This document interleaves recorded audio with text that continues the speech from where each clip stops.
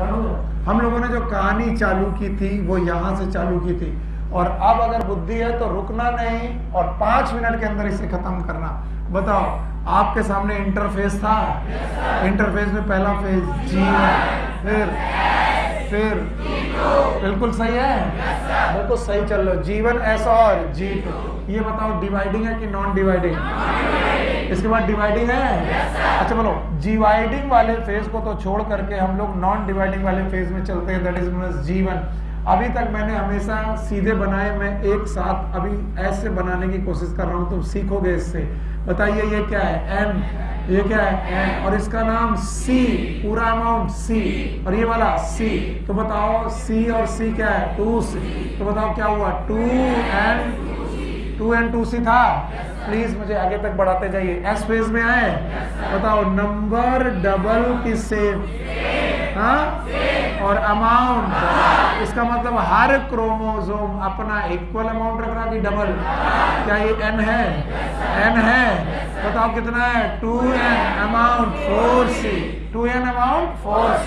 अच्छा बताओ G2 में भी क्या होगा? 2N 4C। यही क्रोमोसोम होंगे। अब आया कौन? प्रोफेज, फिर मेटाफेज। बताओ मेटाफेज में पहली बार क्रोमोसोम अपीयर हुए। जो अपीयर हुए वो एक्चुअल अमाउंट के साथ थे कि डबल? बस यही पढ़ाते पढ़ाते मैं बूढ़ा हो जाऊंगा कि जो मेटाफेज में क्रोमोसोम आया है उसके पास जो सेहत है वो इक्वल है कि डबल है? यानी एक्चुअल क्रोमोसोम अगर बना होता बिना एस फेज का तो उसके पास एक क्रोमेटिड की 2, और इसके पास कितने? इसका मतलब 2 क्रोमेटिड रखना, इट इज इक्वल बार कि डबल बार? तो बताओ डबल चीज आप लेकर के बैठे हो। आप कौन फेज में हो? मेटाफेज। और मेटाफेज का क्रोमोसोम मेटाफेजिक प्लेट में आ जाता है। किस में आ जाता है? चलिए मैं मेटाफेजिक प्लेट बनाने की कोशिश करता हूं। आप लोगों ने पहले भी ये प्लेट्स देखी हैं। मेटाफेजिक प्लेट में ये पेयर में आता है कि अनपेयर? पेयर। यानी कि 46 है तो 23 पेयर में आएगा कि 46? 46। यस और नो? आएगा 46। पहले तो पेयर में रहेगा, लेकिन जब प्लेट में आएगा तो पूरा का पूरा अनपेयर। और यही माइटोसिस की खासियत है कि पेयरिंग हो जाती तो मियोसिस हो जाती। अब ये क्रोमोसोम, अभी भी कोई मुझसे बोले क्या है तो मैं बोलूंगा ये क्रोमोसोम N है जिसमें है 2C माल मतलब मटेरियल, और इसमें भी क्या है? N और अमाउंट 2C। यस और नो? अब आया मेटाफेज के बाद कौन सा? एनाफेज। अब एनाफेज में इन दोनों क्रोमोसोम को टूटते देखिए। Let suppose it is a metaphasic plate. अगर मेटाफेजिक प्लेट में इन दोनों को तुमने टूटते हुए देखा है तो भाइयों बहनों मुझे इस क्वेश्चन का जवाब चाहिए, सब लोगों से चाहिए। बताइए यही क्रोमोसोम टूटा? बताओ ये क्या गया? N। ये क्या गया? N। ये क्या गया? N। ये क्या गया? N। पक्का? अब बताओ एक कोशिका में अभी तक कितना था? 2N4C। अभी एक कोशिका में N। बोलो क्या? 4N4C। यस और नो? और इसीलिए कंपैरिजन किससे चालू होते हैं? S phase. एस फेज से एनाफेज में क्या क्या मिलेगा? 4N4C amount, number. और जब तुम जाओगे टीलोफेज में, किसमें? तो भैया टीलोफेज में 2 न्यूक्लियस बन चुके होंगे। कितने? 1 सेल न्यूक्लियस, 2 सेल की 1 सेल, और 2 न्यूक्लियस बन चुके होंगे। और उन 2 न्यूक्लियस में क्रोमोसोम पहुंच गए होंगे ये, और जो ये क्रोमोसोम पहुंच गए होंगे भाइयों, तो इन क्रोमोसोम का नाम बताओ? N। और एक क्रोमोसोम में C, दूसरे में N and C, इसमें भी N and C, इसमें भी N and C। नाम बताओ। एक न्यूक्लियस पहले जोड़ो, 2N2C। दूसरा न्यूक्लियस 2N2C। पक्का? लेकिन पूरी सेल 4N4C। मुझे यकीन है कुछ लोगों ने पुरानी क्लासेस छोड़ी, उनको इस समय पर हवा भी नहीं लग रही उनकी हो क्या है। और क्लास छोड़िए, आपको मजा मिलेगा। अब जब मैं पूरी सेल को रिलेट करूंगा एस फेज से, तो क्वेश्चन बहुत आसान है। एस फेज के रेस्पेक्ट में पूरी cell of anaphase, sorry telophase, बोलो नंबर, डबल, अमाउंट, सेल। अब देखना इसी क्वेश्चन को, एक nucleus, one nucleus of telophase, क्या? One nucleus of telophase with S phase. यहां क्या है? 2n, यहां क्या है? 2n, नंबर से अमाउंट हाफ। और इसीलिए कुछ टीचर माइटोसिस पढ़ाते पढ़ाते ये गलती कर देते हैं, और वो पढ़ाते हैं कि माइटोसिस में नंबर सेम होता है, अमाउंट हाफ हो जाता है। कहते हैं वो कि नंबर सेम है, अमाउंट हाफ है, लेकिन वो किसके रेस्पेक्ट है? एंड एस का respect is not original content, original content is जीवन। और अगर तुमने जीवन से रिलेट किया दोस्त, मजा आ जाएगी। बोलो नंबर, पहले पूरा सेल देखो, पूरा सेल देखो, नंबर डबल, अमाउंट डबल, पक्का? लेकिन ये चीज एक में बंटनी है कि दो में? इसलिए एक न्यूक्लियस पकड़ो, बोलो नंबर भी सेम, अमाउंट भी सेम। एक्चुअली यही न्यूक्लियस एक दिन जीवन में घुसना है, और जब ये न्यूक्लियस जीवन में घुसेगा तो एक क्रोमोसोम के पास एक क्रोमैटिड, दूसरे क्रोमोसोम के पास भी एक क्रोमैटिड। यस और नो? इसका मतलब है जीवन से शुरू किया था, नया न्यूक्लियस बन गया, और यही नया न्यूक्लियस नई सेल बना देगा। तो नई सेल और जीवन की सेल, ये है मदर। बोलो कौन है? और ये कौन है? डॉटर। मदर और डॉटर सेल में नंबर भी, अमाउंट भी, और that's why mitosis is known as equational division. इसी को पढ़ाते पढ़ाते मैं उस दिन भावुक हो गया था कि mitosis is a equational division. ना तो नंबर बदलता है, ना तो अमाउंट बदलता है, किसके किसके बीच में? मदर और डॉटर। लेकिन बीच में एक अवस्था ऐसी आती है एस, जिसमें नंबर से अमाउंट, और इसके रेस्पेक्ट में जब भी चीजें देखोगे, जीवन के रेस्पेक्ट से जब चीजें देखोगे, तो चीजें वही रहेंगी कि बदल जाएंगी। और जो बच्चों के पास दिमाग होगा वो सॉल्व कर देंगे क्वेश्चन, जो बच्चों के पास भी दिमाग होगा सॉल्व कर देंगे, क्योंकि उन्हें मालूम है ये दो न्यूक्लियस डॉटर न्यूक्लियस हैं जो अभी सेल नहीं बने, क्योंकि अभी क्या नहीं हुई है? साइटोकाइनेसिस, जो आज का टॉपिक है। क्या नहीं हुई है? तो सर को साइटोकाइनेसिस पढ़ानी है ताकि इन दो न्यूक्लियस को दो सेल मिल जाए। जल्दी ला बेटा सुमित, बड़ी बढ़िया जैकेट लाए यार सुमिता। गुड, थैंक यू बेटा।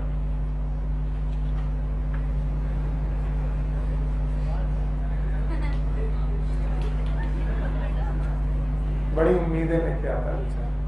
चलो जाओ सुमित, जाओ जाओ जाओ बेटा। पानी उससे काय छीन लिया तुमने? मंगाया था?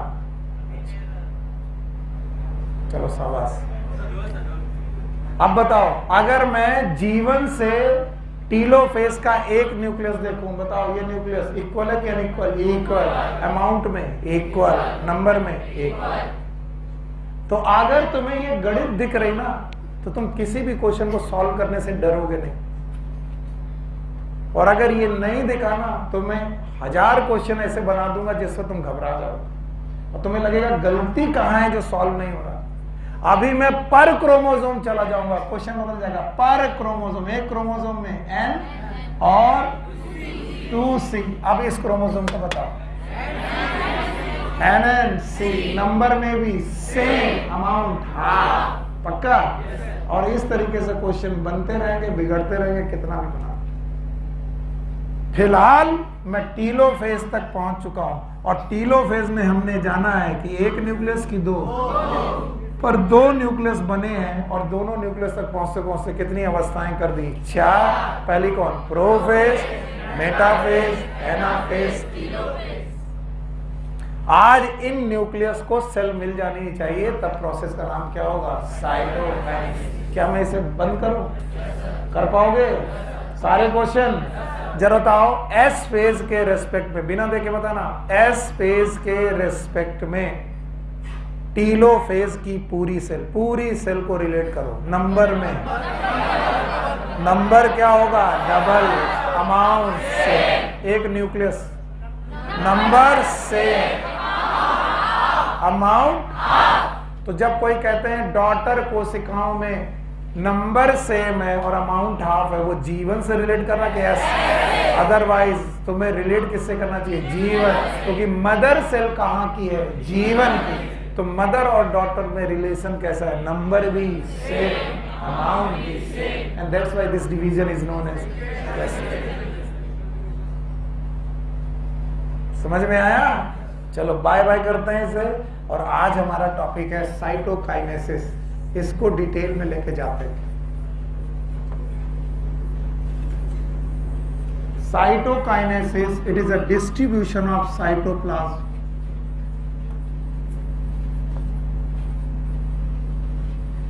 It's a distribution of cytoplasm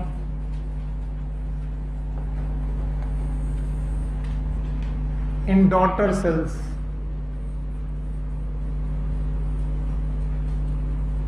जो डॉटर सेल्स हैं उनमें साइटोप्लाज्म का डिस्ट्रीब्यूशन कर देना, it is known as cytokinesis.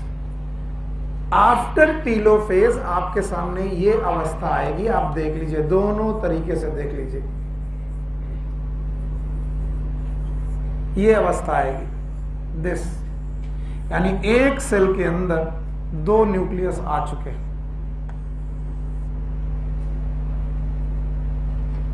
May be it is a animal cell, ये एनिमल सेल हो सकती है, और यूं भी हो सकता है कि ये प्लांट सेल।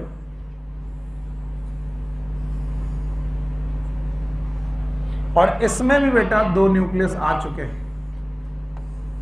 और हम सब जानते हैं कि ये दोनों टीलोफेज की सेल हैं। Karyokinesis has been happened just because एक न्यूक्लियस दो न्यूक्लियस में टूट चुका है, और बाकी जो कहानियां थी वो मैंने पढ़ ली।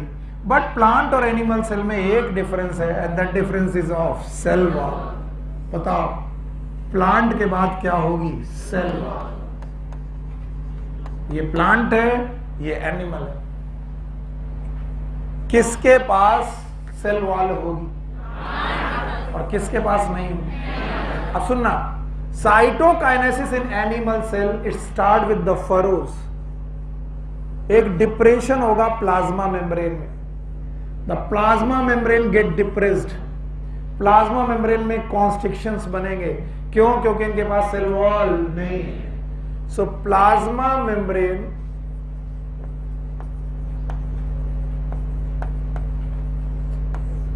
इट गेट फरोड और डिप्रेस्ड, और ये डिप्रेशन कॉन्स्ट्रिक्शन की तरह पेरीफेरी से सेंटर की तरफ बढ़ने लगेगा। और जैसे जैसे ये सेंटर की तरफ बढ़ने लगेगा, साइटोप्लाज्म डिवाइड होता जाएगा लाइक दिस।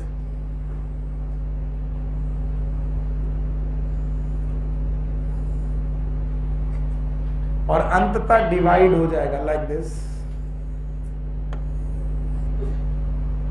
बताइए एक सेल से कितनी सेल बन गई? तो याद रखना, प्लाज्मा मेम्ब्रेन में फरो बनी, एक बेटा कॉन्स्ट्रिक्शन बना, फरोज बनी, और ये फरोज डीपन हुई। डीपन मतलब अंदर की तरफ डीप करती गई।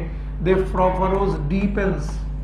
डीपेंस मतलब अंदर की तरफ कॉन्स्ट्रिक्ट होती गई, from periphery to centre,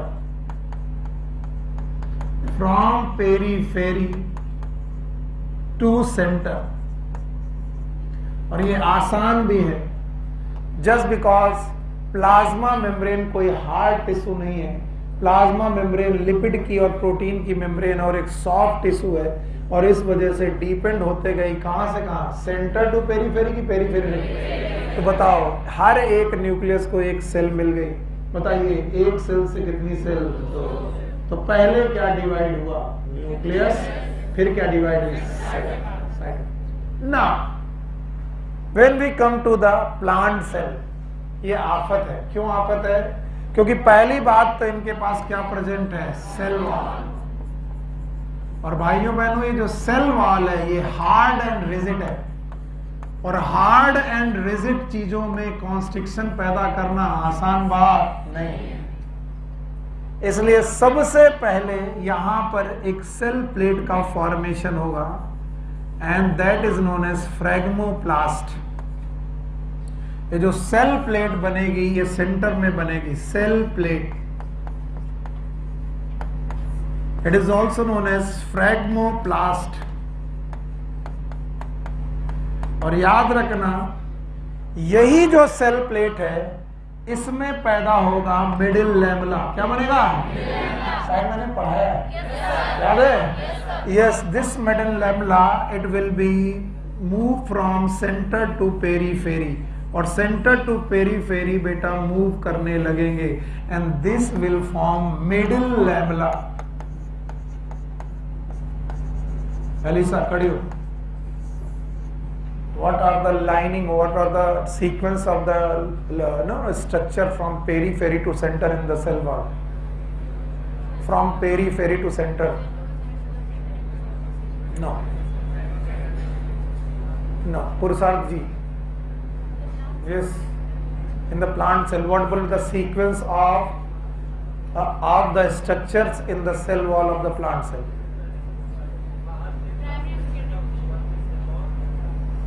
Yes, yes, yes.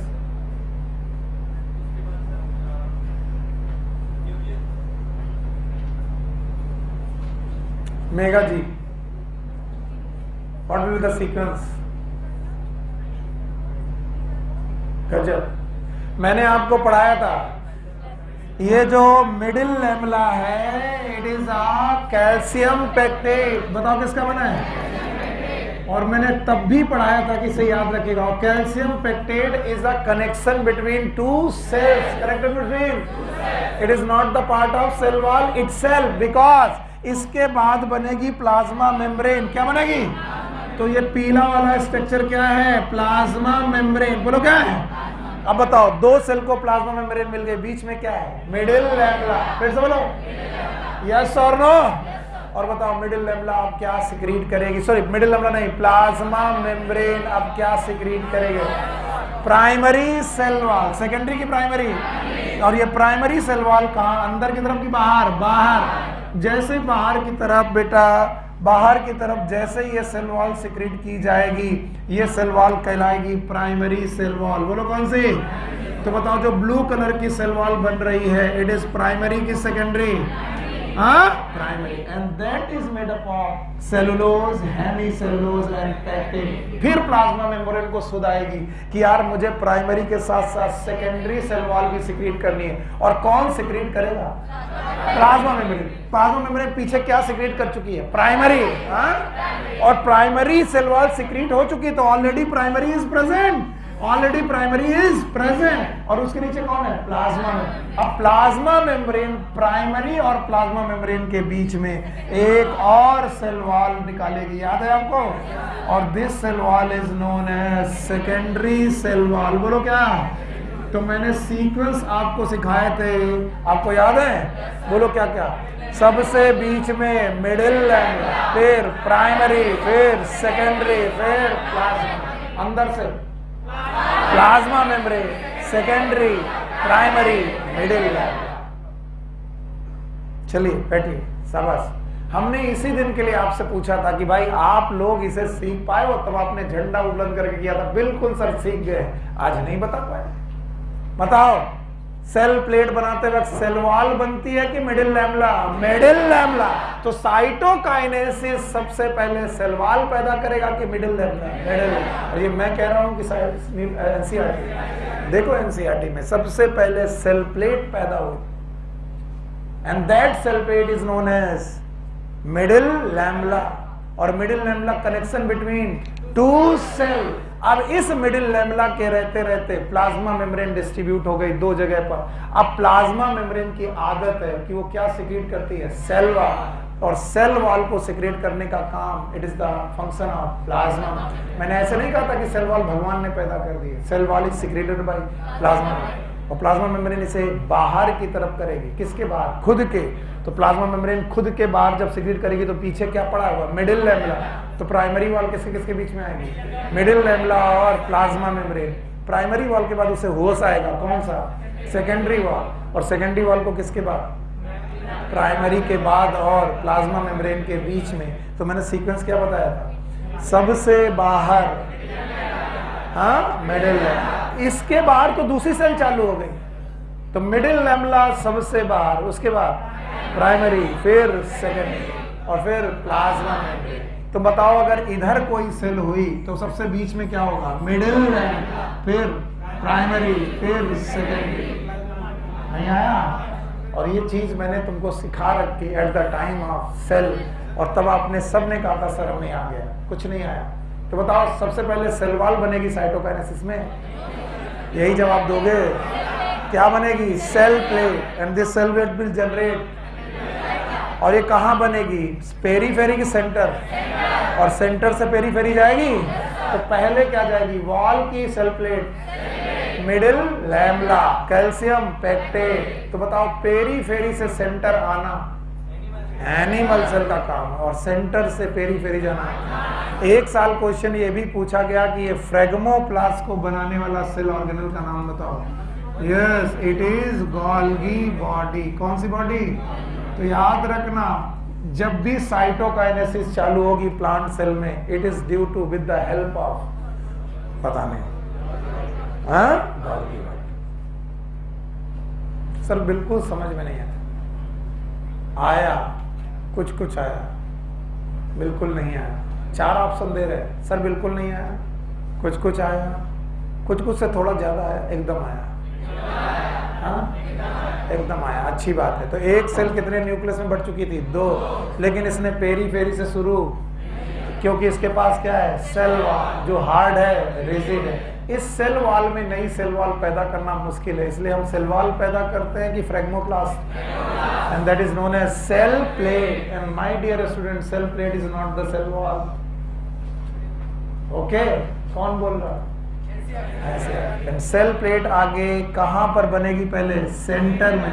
कहां प्रोसीड होगी? पेरीफेरी। क्या बनाएगी? Middle lamella, made up of calcium पे। अब प्लाज्मा मेम्ब्रेन बन जाएगी, और प्लाज्मा मेम्ब्रेन अपने बाहर की तरफ 2 वॉल डालेगी। पहली वॉल प्राइमरी, उसके बाद तो सबसे बाहर वॉल के रूप में कौन होगा? प्राइमरी, उसके अंदर सेकेंडरी। और अगर मैं सबसे बाहर चूहूं मिडिल लैमेला, तो बाहर से अंदर की तरफ middle lamella, primary, secondary, plasma. छोटे छोटे क्वेश्चन है, पर अगर विजन अच्छा नहीं तो नहीं आ पाता। आया समझ में? अपराजिता जी बताओ, सीक्वेंस समझ में आया? सबसे बाहर, फिर सबसे अंदर, और बताओ पेरीफेरी टू सेंटर। हाँ, कौन? एनिमल की एनिमल, और सेंटर टू पेरीफेरी। पक्का? चलो इसे बाय बाय करते हैं। साइटोकाइनेसिस पूरी हुई, माइटोसिस पूरी हुई। आपकी बुक बोलती है what is the significance of mitosis? Mitosis का सिग्निफिकेंस क्या है? इस दुनिया में माइटोसिस क्यों हो रही?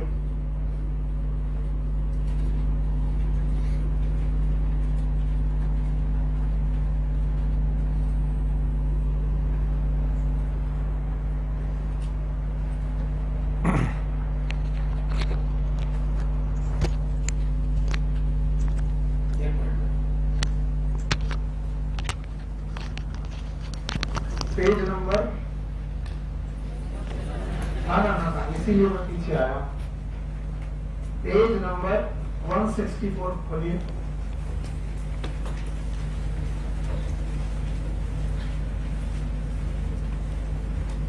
मिला?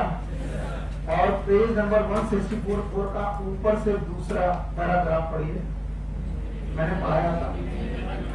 बताइए, एनिमल सेल में, किसमें? एनिमल सेल में माइटोसिस कहाँ होती है? एप्लाइड सेल की डिप्लॉयड, और प्लांट में एप्लाइड में, और मैंने कुछ और बताया था। There is exception in animal also. Thank you very much. मुझे लग रहा था कि मैंने ये पढ़ाया नहीं, तो पढ़ा चुका हूँ। क्या मैंने स्लाइड की रीड करी है? चलो मैं आपके बैच में कर दिया। 2 बैच चलते हैं एक्चुअली, मैं समझ नहीं पा रहा हूँ किसमें मैंने क्या किया। तो याद रखना, मैंने माइटोसिस के सिग्निफिकेंस को पहले ही बता रखा है कि माइटोसिस, पहली बात तो एनिमल सेल्स में, एनिमल में it is a division of the diploid sales.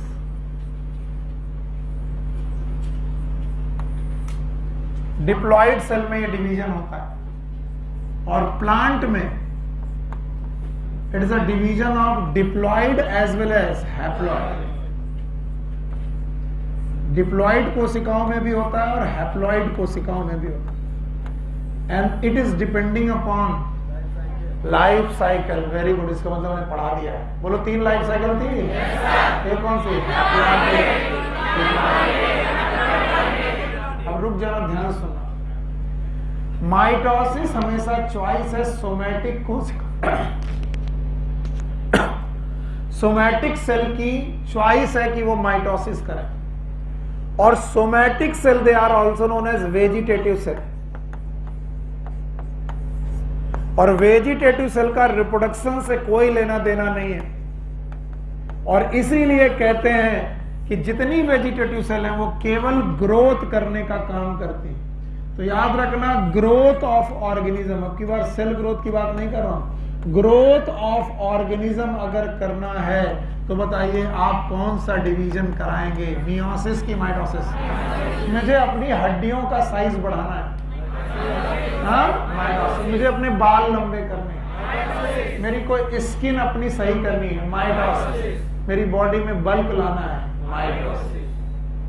Growth करने के लिए माइटोसिस इज द डिवीजन, पहला सिग्निफिकेंट। दूसरा significant, it maintain the cell size. Mitosis maintain the cell size. आप कहोगे सर ये कैसे मेंटेन करते हैं? मैंने कहा था कि पहले कोशिका सेल ग्रोथ करती है और ग्रोथ करके अपने अमाउंट को डबल करती है और डबल करने के बाद उसे हाफ करती है। तो हाफ नहीं कर रही, एक्चुअली मेंटेन कर रही है। तो it maintain the cell size. और दूसरा मैंने ये भी सिखाया है, मदर सेल और डॉटर सेल में क्रोमोसोम का number same. So it maintain the chromosome number also.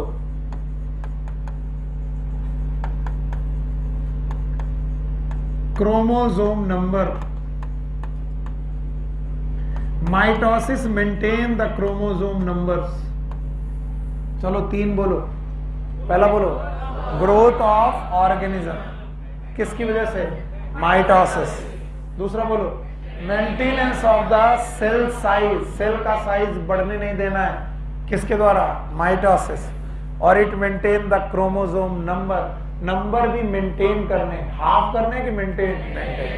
3 main काम। चौथा सुनो, अगर आपकी बॉडी में कहीं पर कोई वुंड हो गया तो उस वुंड की हीलिंग करने के लिए आपको माइटोसिस करानी पड़ेगी। हीलिंग एंड रीजनरेशन,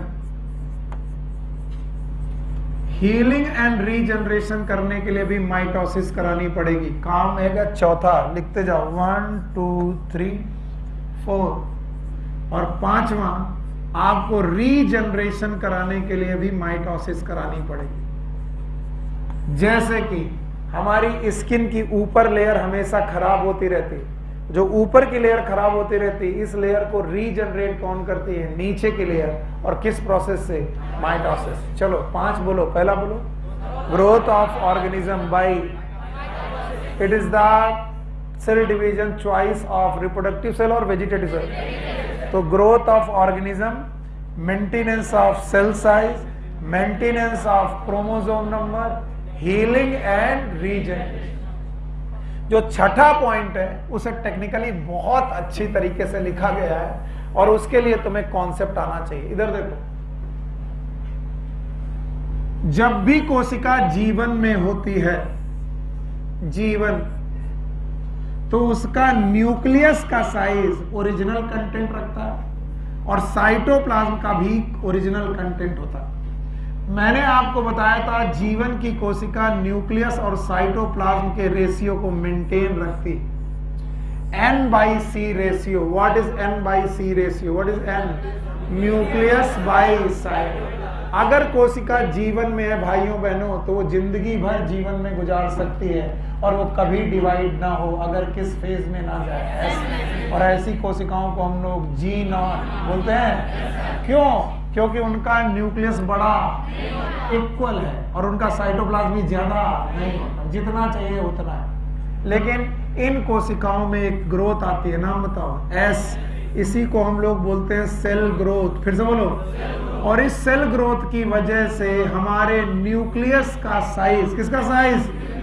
साइज कम हो जाता है कि डबल? डबल। क्यों डबल हो जाता है? क्योंकि यहाँ पर डीएनए का रेप्लिकेशन क्या हो जाता है? डीएनए का, और डीएनए का रेप्लिकेशन होने की वजह से डीएनए या सिंगल की डबल? डबल। तो बताओ एन किसके रेस्पेक्ट में बड़ा हो गया? सी के, यानी साइटोप्लाज्म से ज्यादा क्या हो गया? न्यूक्लियस। और अब हमारी मजबूरी है कि हम इस न्यूक्लियस को इस सेल द्वारा संभाल नहीं पाएंगे, तो अब हम करते क्या है कि बड़े न्यूक्लियस को काट देते हैं। न्यूक्लियस काटना it is known as karyokinesis. फिर से बोलो। और इसी दौरान हमने साइटोप्लाज्म को भी बढ़ा दिया, तो क्या कर दिया? साइटोप्लाज्म। तो छठा पॉइंट यही कहता है कि mitosis maintain the N/C ratio, it maintain the nucleocytoplasmic ratio. तो घर में जाकर के जब न्यूक्लियोसाइटोप्लाज्मिक रेशियो ना समझ में आए तो अपने दिमाग की बत्तियां जलाना और बताना अगर कोशिका किस फेज में पड़ी है? G1, तो उसका न्यूक्लियस इक्वल है कि डबल है? इक्वल। साइटोप्लाज्म भी इक्वल, उसे डिवाइड करने की जरूरत। पर उसके साथ एक दुर्घटना हुई, नाम बताओ? S phase. और एस फेज में जाते ही न्यूक्लियस के अमाउंट डबल हो गए। क्या हो गए? कौन सा डबल हुआ? क्या डबल हुआ? डीएनए डबल हो गया। इसलिए न्यूक्लियस का कंटेंट साइटोप्लाज्म के रेस्पेक्ट में ज्यादा हो गया। इसलिए N/C रेशियो डिस्टर्ब, जिसमें क्या बढ़ गया? N। क्या कम रहा? C। इसलिए हमें N को काटना पड़ेगा, छोटा करना पड़ेगा। N को काटना।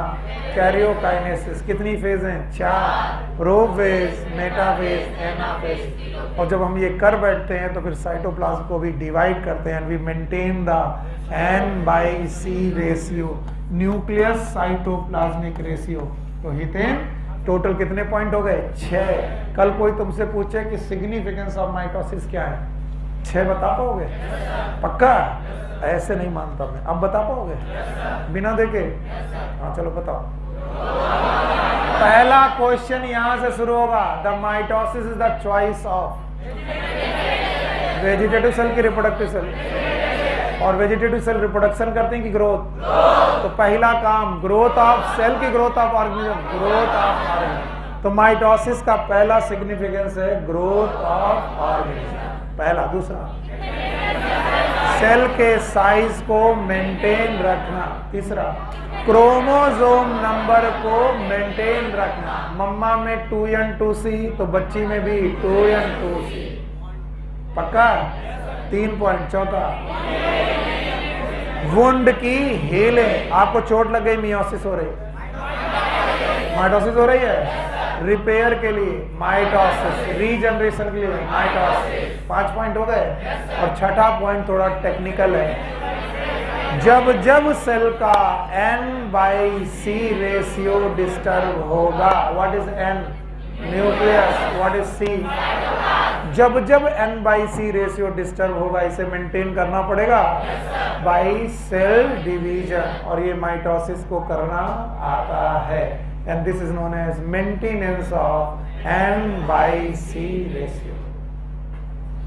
भाइयों बहनों, 2 दिन से लगाऊं और ये तीसरा दिन है आज जाकर के माइटोसिस से मुक्ति मिली मेरे। पर ये मुक्ति मेरी तरफ से है, तुम्हारी तरफ से तब तक नहीं है जब तक कि तुम इसके क्वेश्चन सही से लगा नहीं पाते। तो मैं उसकी शीट्स जितने जल्दी बन के आपको मिल जाएं उतने जल्दी कोशिश करूंगा कि मिल जाएं। बन रही हैं शीट्स, और उनको मैं ऑनलाइन में PDF फॉर्म में भी डलवाऊंगा। इनके जितने क्वेश्चन मिल जाएं, किसी भी कोचिंग के, LN, आकाश पाताल, किसी के भी, उनसे डरना मत, क्योंकि सेल डिवीजन बिल्कुल फिजिक्स जैसा है, उसमें कुछ भी आउट ऑफ सिलेबस नहीं है। कोई भी क्वेश्चन पूछा जा सकता है कि बताओ यहाँ पर n तो वहां पर 2n तो वहां पर 2c, क्या होगा? क्या आप इसे कर पाएंगे? और अगर आपके सामने पिक्चर सही है तो आप डरेंगे नहीं। यस? बताओ, माइटोसिस टर्म किसने दिया था? फ्लेमिंग ने दिया था। इसमें एक मदर सेल से कितनी डॉटर सेल बनते हो? 2। मदर और डॉटर सेल में क्रोमोसोम का नंबर सेम है। यही क्या कम है कि तुम्हें इतना आ गया? बहुत आ गया। Chromosome number same. एक मदर सेल से 2 डॉटर सेल बनी। Thank you very much. और बताइए, क्या पूरी सेल साइकिल में 2 फेज है? एक का नाम इंटरफेज, दूसरा। तुम कल आए नहीं, मैंने तुम्हारे क्वेश्चन को डिस्कस किया था। हाँ आए थे तो मैंने डिस्कस किया था। इन्होंने क्वेश्चन पूछा था कि सर इन्होंने पढ़ाया, इनको पढ़ाया गया कि जीवन फेज में सारी प्रोटीन बन जाती हैं एक्सेप्ट हिस्टोन। मैंने कहा था कि ये पुरानी किताबें हैं जिसमें ऐसा डिस्कस किया जाता है। मैंने कहा था हिस्टोन क्यों नहीं बनती, क्योंकि हिस्टोन किसकी पैकेजिंग के लिए जरूरी है? डीएनए। डीएनए की पैकेजिंग की जरूरत कहां पर आएगी? S phase. तो बताओ हिस्टोन का फॉर्मेशन जीवन में होने की जरूरत नहीं है, किसमें है? एस। तो एक प्रोटीन है जो एस फेज में बनती है, बोलो कौन? हिस्टोन, क्योंकि हिस्टोन इज रिक्वायर्ड फॉर। लेकिन इनका क्वेश्चन ये था कि सर G2 में प्रोटीन नहीं बनती। तो मैंने इनको थोड़ा डांटा, कि मेरे पुराने स्टूडेंट इनको मैं बहुत डांटता हूं। मैंने कहा कि तुम किसी का भी नाम लेकर ये क्वेश्चन मत पूछा करो। मैंने आपको 6 चीजें बताई थी। आपको जीवन की 6 चीजें याद हैं? न्यूक्लियोटाइड, अमीनो एसिड, आरएनए और ATP, most of the cell organ. और प्रोटीन के बारे में मैं डर के बोला था सम प्रोटीन, ऑल प्रोटीन की सम। इनमें के बाद हिस्टोन कहां पर बनी? S phase. And most of the protein G2, RNA भी G2। आरएनए पहले भी बन चुका है कहां? जीवन, पक्का। और 3 cell organelle M, C, what is M? Chloroplast. तो कल को कोई क्वेश्चन यूं आ जाए कि सर जीवन में प्रोटीन बनती कि नहीं बनती? बन सकते हैं, बन सकते हैं, नो डाउट, क्योंकि अमीनो एसिड है। लेकिन मोस्ट ऑफ द प्रोटीन कहां पर है? G2, histone, S। और तुम दिखे नहीं, मैंने कुछ कल क्वेश्चन डिस्कस किया थे आप। Okay, thank you very much. And now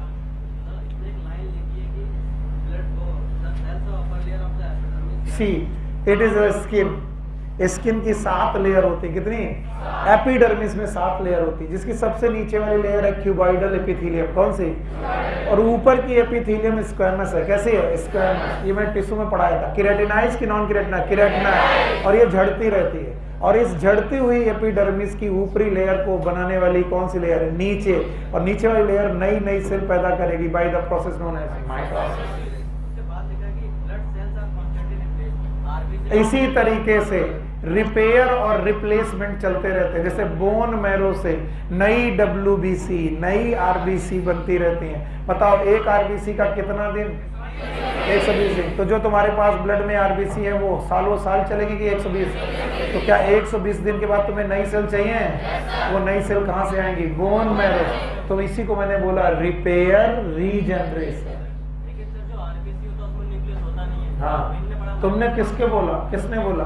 भैया ए भगवान, अब तुम MBBS पढ़ोगे? लो अब लो पढ़ो MBBS। RBC जब बन रही होती है तो उसकी बच्चा RBC को बोलते हैं एरिथ्रोब्लास्ट। आधा नॉलेज बेटा बड़ा खतरनाक होता है। अधजल गगरी छलकर जाए, एरिथ्रोब्लास्ट। और दूसरी होती है एरिथ्रोसाइट। जब भी कोई ब्लास्ट मिले, क्या मिले?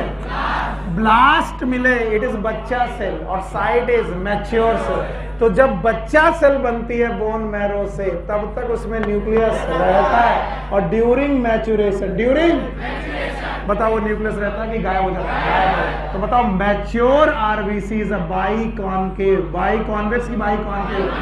न्यूक्लियस प्रेजेंट की एब्सेंट? एब्सेंट। पर क्या शुरुआत से न्यूक्लियस नहीं है? अब बताओ क्वेश्चन, यहाँ बताओ।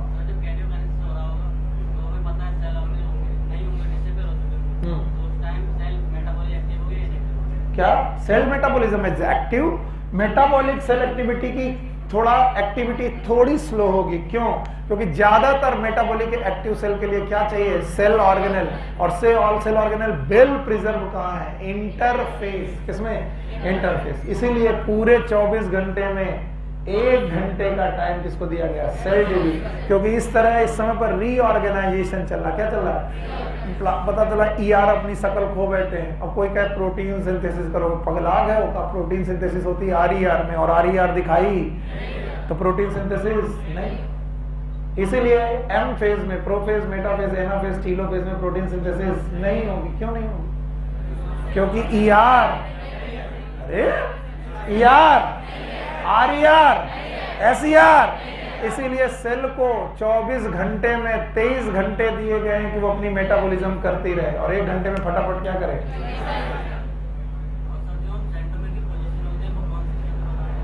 हाँ, एक क्वेश्चन बच्चे ने बहुत पूछा, हालांकि मुझे मेरे टीचर ने ये नहीं पढ़ाया था, लेकिन जब मैं काकादेव में पढ़ाने आया तो मुझे पता चला। उन्होंने कहा कि क्रोमोसोम, बढ़िया क्वेश्चन पूछ लिया बच्चे ने, बहुत अच्छा क्वेश्चन पूछा। बोला क्रोमोसोम बेस्ट अपीयरेंस कब होता है? मैंने आपको बताया is best appearance in metaphase. एकदम सही क्वेश्चन पूछा है। पर मेटाफेज में आप क्या क्या देखोगे? आप इसकी साइज देख सकते हो, इसकी थिकनेस देख सकते हो, और इसकी मॉर्फोलॉजी क्या देख सकते हो, पर शेप नहीं देख सकते। आप शेप क्यों नहीं देख सकते?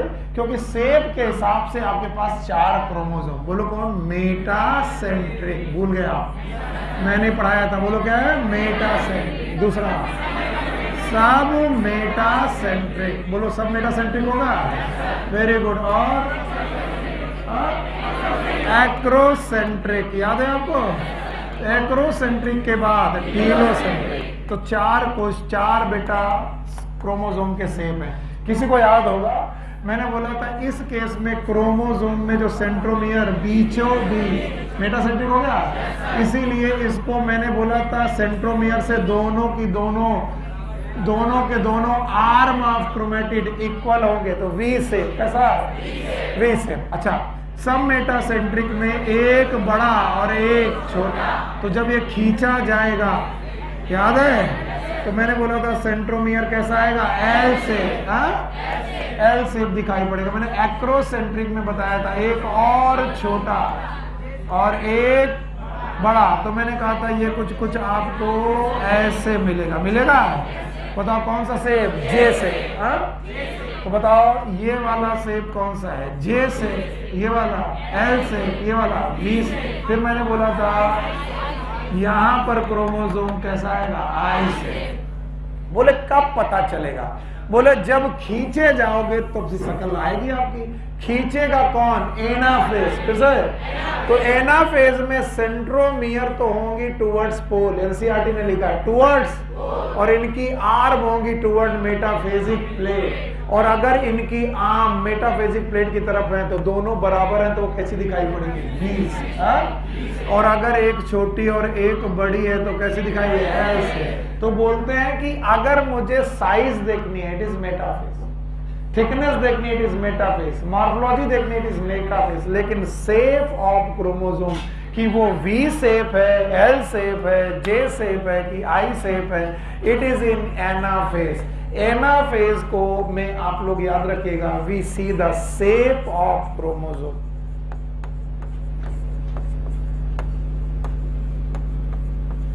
और हमको ये रटवाया गया, जब हम काकादेव पढ़ने आए तो बोला गया सपना। अच्छा, तो मैंने कहा इसका मतलब क्या हुआ? बोले शेप इन एना। अच्छा, ये सपना, शेप इन एना, anaphase, that is known as Sapna. माफ करिए अगर किसी का नाम सपना हो, लेकिन लोगों ने मुझे ऐसे याद करवाया। बताओ सपना, व्हाट इज मीनिंग ऑफ सपना? अगर शेप ऑफ क्रोमोसोम देखना है तो किसमें? एना फेस। और कोई कुछ?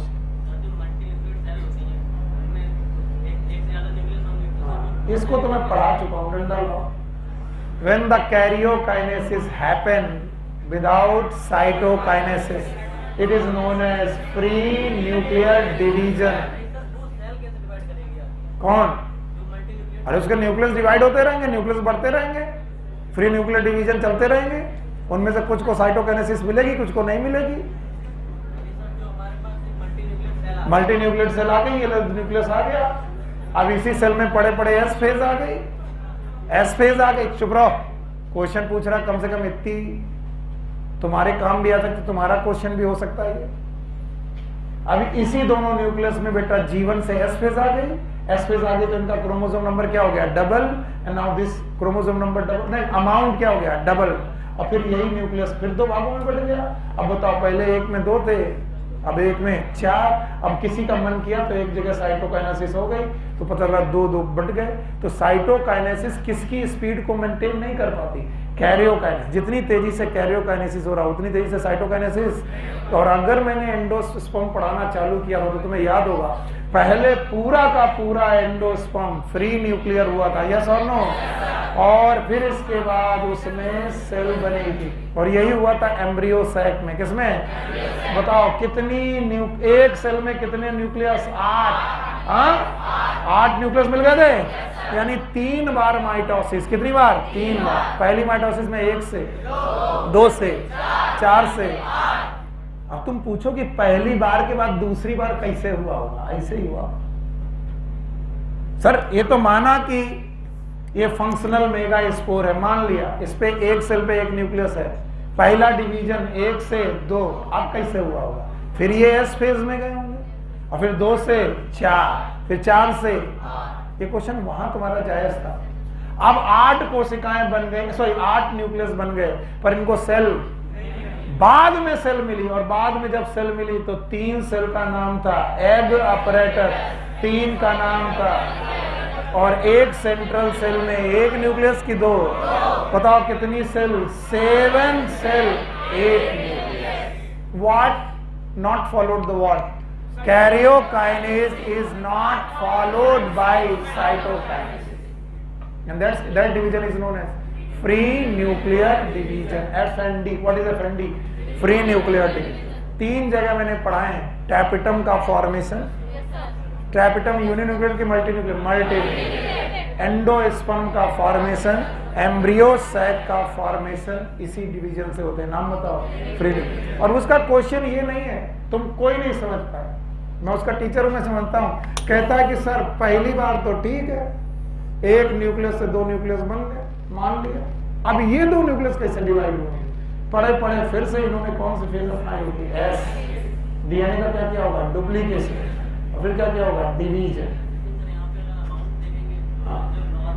1 न्यूक्लियस का रेस्पेक्ट लेकर के चलना, क्योंकि एक ना एक दिन 1 न्यूक्लियस को क्या मिलेगी? सेल।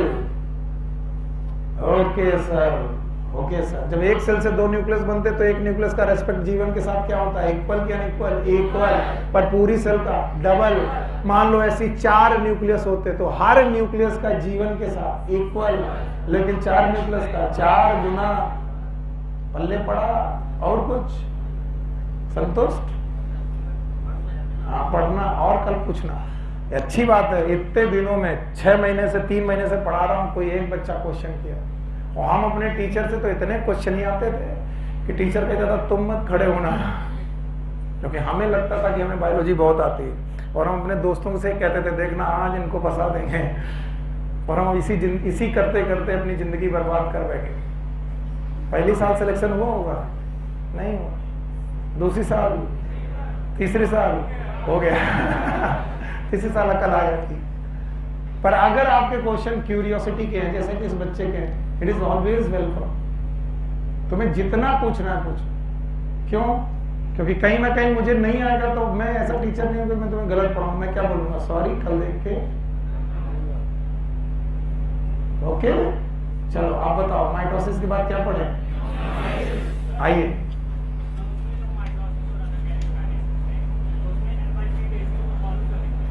किसको? N/C रेशियो को फॉलो। देखो अब एक और क्वेश्चन आया कि जिस समय पर फ्री न्यूक्लियर डिवीजन हो रहा था तो N/C रेशियो को फॉलो क्यों नहीं किया? क्यों फॉलो नहीं किया? आप तुम बताओ मुझे। आपको कैसे लगता है कि मैं N/C नहीं फॉलो हुआ? Yes, you stand up. Because 1 nucleus is not for the whole cytoplasm, that's why we have done the karyokinesis. Now again this nucleus is for the whole cytoplasm, this is again for the whole cytoplasm. During this the cell also grow in cytoplasm. अगर cytoplasm में grow कर रहा है तो it can contain the 2 nucleus. ये बात और है कि इसमें साइटोकाइनेसिस नहीं हुई। इसका ये मतलब नहीं कि उनमें सेल ग्रोथ नहीं हुई। इसका ये मतलब नहीं है कि फंक्शनल मेगास्पोर की जो साइज थी वही साइज एम्ब्रियो सैक की। नो, फंक्शनल मेगास्पोर से बड़ा हो चुका है कौन? Embryo sac. बैठो। और कुछ? आइंस्टीन आगे बढ़े हैं? नहीं, अभी जैसे मैं मियोसिस लिखूंगा सर एक और कुछ पूछ लो। Thank you very much. Okay, now it is meiosis.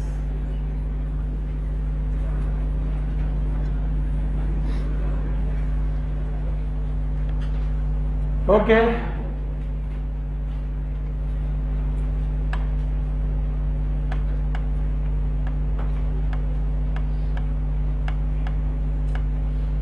देख रहा हूं कितने लोग हैं जो इधर ध्यान देने की कोशिश कर रहे हैं, किसी को कोई मतलब नहीं। अभी कौन सा डिवीजन खत्म किया है? आप क्या पढ़ने जा रहे हैं? मैं कसम से मियोसिस पढ़ाने के पहले तुम्हारी बुद्धि में कुछ बातें डालना चाहता हूं। इसको यहीं छोड़ देते, ये मेरे आज का टॉपिक भी नहीं है। यहां तक पहुंच गया तो मैं बहुत बड़ा राजा, नहीं पहुंच पाया तो कोई बात नहीं। आज मैं तुम्हें एक चीज बता रहा हूं जो मैं पिछले 10-12 दिनों से कई बार बोल चुका हूं। मैंने बोला कि मैं नहीं था, मेरे फादर साहब थे, हम सब के साथ ऐसा था। और मैं नहीं था, मेरी मदर जी भी थी, हम सब के साथ ऐसा ही। एकदम शांत रहना, मजाक मत करना। जब हमारे फादर साहब और मदर जी थी तो ये लोग 2N लोग हैं, डिप्लॉयड लोग हैं, diploid 2N and this is 2N। 23 pair chromosome इनके पास है, 23 पेयर क्रोमोसोम इनके पास है, 23 पेयर, 23 और 23 pair, 23 pair, and he also having the 23 pair of chromosome. Everyone here? सब लोग यहाँ? और फादर साहब ने गैमीट बनाया जिसका नाम है स्पर्म, और इधर आया मदर की तरफ से ओवा। हम सब के साथ ऐसा ही है। और हमें बताया गया कि स्पर्म में हैप्लॉइड क्रोमोसोम है, ओवा में हैप्लॉइड क्रोमोसोम है। I want to know this कि हैप्लॉइड का मतलब क्या है। यहां पर कितने थे? 23 की 46, और हर पेयर का एक क्रोमोसोम आया। पूरा पेयर आया कि एक? तो बताओ ऐसे एक एक करके कितने लोग आए? 23। पिटिया गई। सो मत बेटा, आपके पीछे मत सो बेटा, बहुत इंपॉर्टेंट टॉपिक चल रहा है, वरना मेरी मियोसिस गड़बड़ा जाए।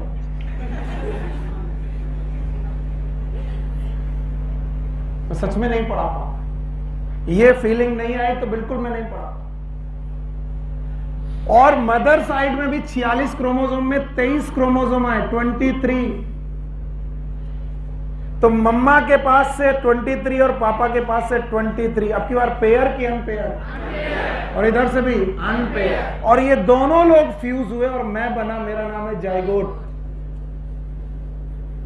ये मेरी पहली बार की शक्ल है, ये मैं हूं शक्ल में, आप सब ऐसे ही हैं, जाइगोट। और इस जाइगोट में एक सुविधा की गई कि पापा की तरफ से आने वाला पहला क्रोमोसोम मम्मा की तरफ से आने वाले पहले क्रोम के साथ पेयर में रहे, पापा की तरफ से आने वाला दूसरा क्रोमोसोम मम्मा की दूसरे क्रोमोसोम के साथ पेयर में रहे। याद रहे, पहला दूसरे के साथ नहीं होगा, पहला पहले के साथ, दूसरा तीसरा तीसरे के साथ, चौथा चौथे, और ऐसे कितने पेयर बने? 23। और इन पेयर को बोला गया होमोलॉगस पेयर। बोलो क्या? और आज फील करके सुनना, मम्मा का पहला क्रोमोसोम और पापा का पहला क्रोमोसोम दोनों पेयर में रहते हैं, दूसरा दूसरे के साथ, तीसरा तीसरे के साथ पेयर में रहता है। और पापा ने अगर दिया एक्स और मम्मा ने तो हमेशा क्या देना है? एक्स, तो हम हैं लड़की। और अगर पापा ने दिया वाई, मम्मा ने दिया एक्स, तो हम हैं लड़के। तो बताओ इसमें लड़का और लड़की कौन डिसाइड करेगा? फादर। खैर, ये वाले सेक्स क्रोमोसोम भी पेयर के pair, pair x x pair या फिर एक्स वाई पेयर। तो 23 के 23 पेयर पेयर में रहना चाहते हैं। और मियोसिस इस बात की सुविधा देती है कि जब तुम मेटाफेज में आओ, किसमें आओ? नहीं सुना मैंने? तो पेयर में आओ कि अनपेयर? पेयर में आओ। और metaphase of the mitosis was unpair. और जिसने ये बात सीख ली, मियोसिस जीन ने उसको, जैसे मैंने माइटोसिस कैसे सिखाई थी? क्या सिखाई थी? माइटोसिस सिखाई थी 2 बातों से, कि जब भी सेल डिवीजन होगा सेल ग्रोथ जरूर होगी। यस और नो? और मैंने कहा था जिसने ये बात सीख ली कि सेल ग्रोथ के बाद सेल डिवीजन, वो जानेगा सेल में दो चीजें ग्रो कर सकती है, न्यूक्लियस और साइटोप्लाज्म। यस और नो? और फिर मैंने कहा था न्यूक्लियस में क्या ग्रो करेगा? डीएनए। साइटोप्लाज्म में सेल ऑर्गेनल। फिर बेटा डीएनए और साइटोप्लाज्म के ग्रो करने के बाद हम करेंगे सेल डिवीजन। आज मैं तुम्हें फिर से सिखा रहा हूं कि मियोसिस के मेटाफेज और माइटोसिस के मेटाफेज में एक ही अंतर है। क्या? माइटोसिस में 46 क्रोमोसोम एक साथ आते थे और मियोसिस में 46 नहीं आएंगे, 23 आएंगे कि 23 पेयर। तो इनकी मेटाफिजिक प्लेट और उनकी मेटाफिजिक प्लेट में अरेंजमेंट एक जैसा कि अलग? किसमें अनपेयर्ड? शाबाश। किसमें अनपेयर्ड? माइटोसिस। किसमें पेयर्ड? मियोसिस। बिना पढ़ाई बता रहा हूं, बिना पढ़ाई बता रहा हूं कि अगर मेटाफेज प्लेट में, अभी मैंने कुछ पढ़ाया नहीं, मैं तो ऐसे रिस्क लेता हूं कि थोड़ा बहुत बुद्धि आएगी जब मैं पढ़ाऊंगा बच्चों को। अगर मेटाफेज प्लेट में पेयर्ड क्रोमोसोम है तो स्पिंडल एक क्रोमोसोम में बनेगा कि अलग अलग? हाँ, अलग अलग की एक। और अलग अलग तो खिंचाव होते वक्त मेटाफेजिक प्लेट से टूटेगा कौन? क्रोमोसोम नहीं टूटेगा, पेयर टूटेगा। क्या टूटेगा? और ये क्या रहेगा? एन। ये क्या रहेगा? एन। पहले 2n लोग एक सेल में थे, अब एक सेल में क्या जाएगा? एन। दूसरे में नहीं आया। पहले ही डिवीजन में क्रोमोसोम नंबर 2n से क्या हो गया? एन। बताओ क्रोमोसोम नंबर पूरा के आधा? आधा। सर हमको नहीं समझ में आ रहा। मियोसिस में फिर पढ़ा जाऊंगा, गधों की तरह पढ़ाता रहूंगा, ये होता ये होता, तुम पढ़ते रहोगे, तुम भी बेवकूफों की तरह चले जाओगे। पर अभी तय करना है कि माइटोसिस और मियोसिस में डिफरेंस क्या, अभी तय करो। अभी बताओ, जब मेटाफेज बनती है तो माइटोसिस में पेयर्ड की अनपेयर्ड? अनपेयर्ड। 46 क्रोमोसोम एक साथ, अलग अलग की बेटा पेयर में 46 लोग खड़े हुए। और जब मियोसिस हुई तो 46 लोग एक साथ आए कि पेयर में? क्योंकि पहला क्रोमोसोम मम्मा का पहले वाले पापा के क्रोमोसोम के साथ, पापा का पहला क्रोमोसोम मम्मा के पहले क्रोमोसोम के साथ पेयर में रहना चाहता है। एंड दीज पेयर्ड क्रोमोसोम नाम है होमोलॉगस। फिर से बोलो। और बस मियोसिस और माइटोसिस में इसके अलावा कोई डिफरेंस नहीं है कि इनकी अपीयरेंस, जब ये अपीयर होते हैं, जब ये फिर से बोलो, वो अनपेयर होते कि पेयर? हाँ, जरा माइटोसिस में देखो, जब ये अपीयर हुए थे मेटाफेज में भी ये बहने लगे थे। इसका मतलब मेटाफेज के पहले जो आएगी प्रोफेज, कौन सी? तो कोई ना कोई ऐसी सुविधा की गई होगी ताकि ये पेयर में रहे। किस में रहे? इतनी तो मियोसिस सब लोग पढ़ चुके हैं कि सिनेप्सिस तो सुना ही होगा। सुना है? नहीं सुना? कुछ लोगों ने तो सुना ही होगा। सिनेप्सिस का मतलब pairing of chromosome, it happens in prophase. और आज मैं वो सिखाऊंगा, चिंता मत। मैंने अभी पढ़ाया नहीं, मैंने कहा था मियोसिस को मैं नहीं पढ़ा रहा हूं, ये कट लगाया, मैंने कट लगाया। भैया मेरी मदद करना, अब मैं इसे हटा रहा हूं। मियोसिस की पहली बात क्या है बताओ? क्रोमोसोम जब अपीयर होंगे, अनपेयर्ड की पेयर्ड? पेयर्ड। और माइटोसिस में 46 यहां भी अपीयर हुए, 46 वहां भी अपीयर हुए। प्लेट में कितने आए? 46। यहां 23।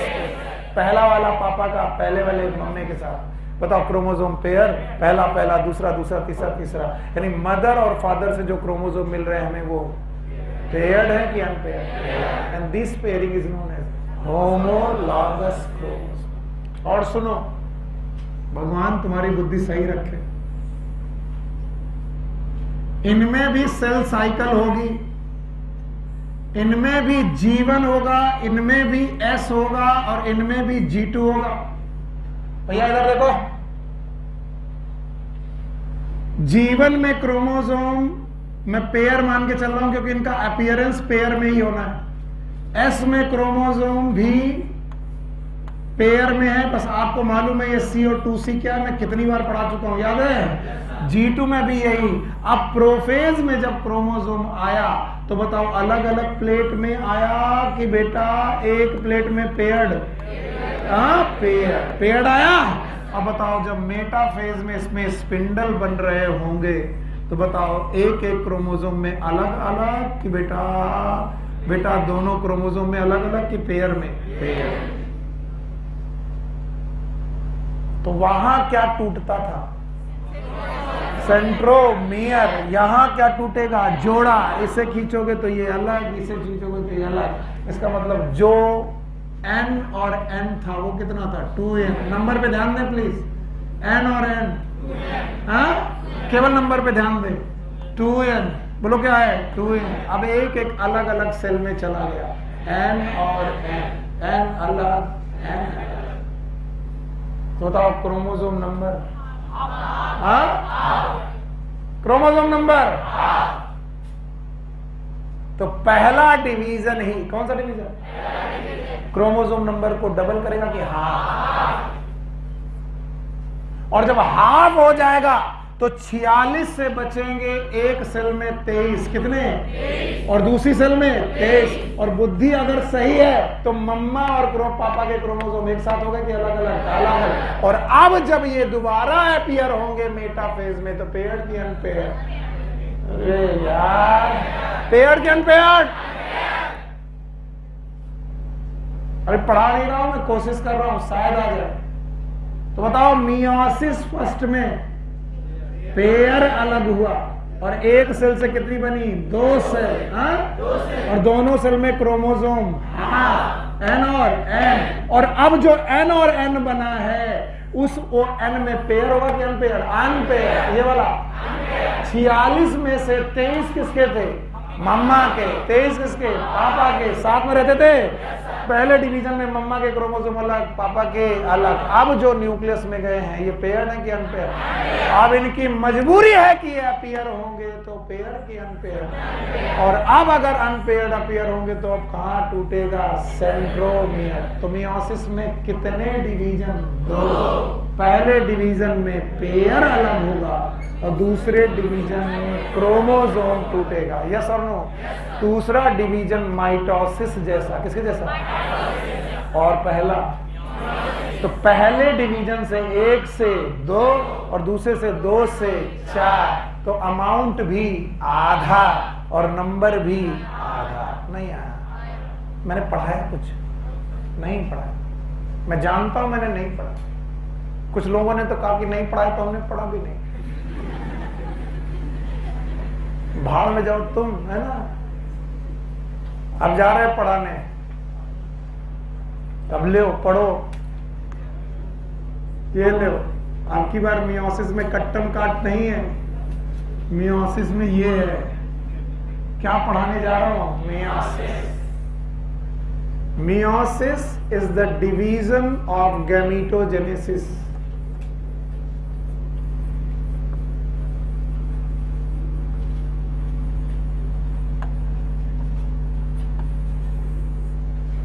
It is a division of gametogenesis. और होता यूं है कि डिप्लॉयड ऑर्गेनिज्म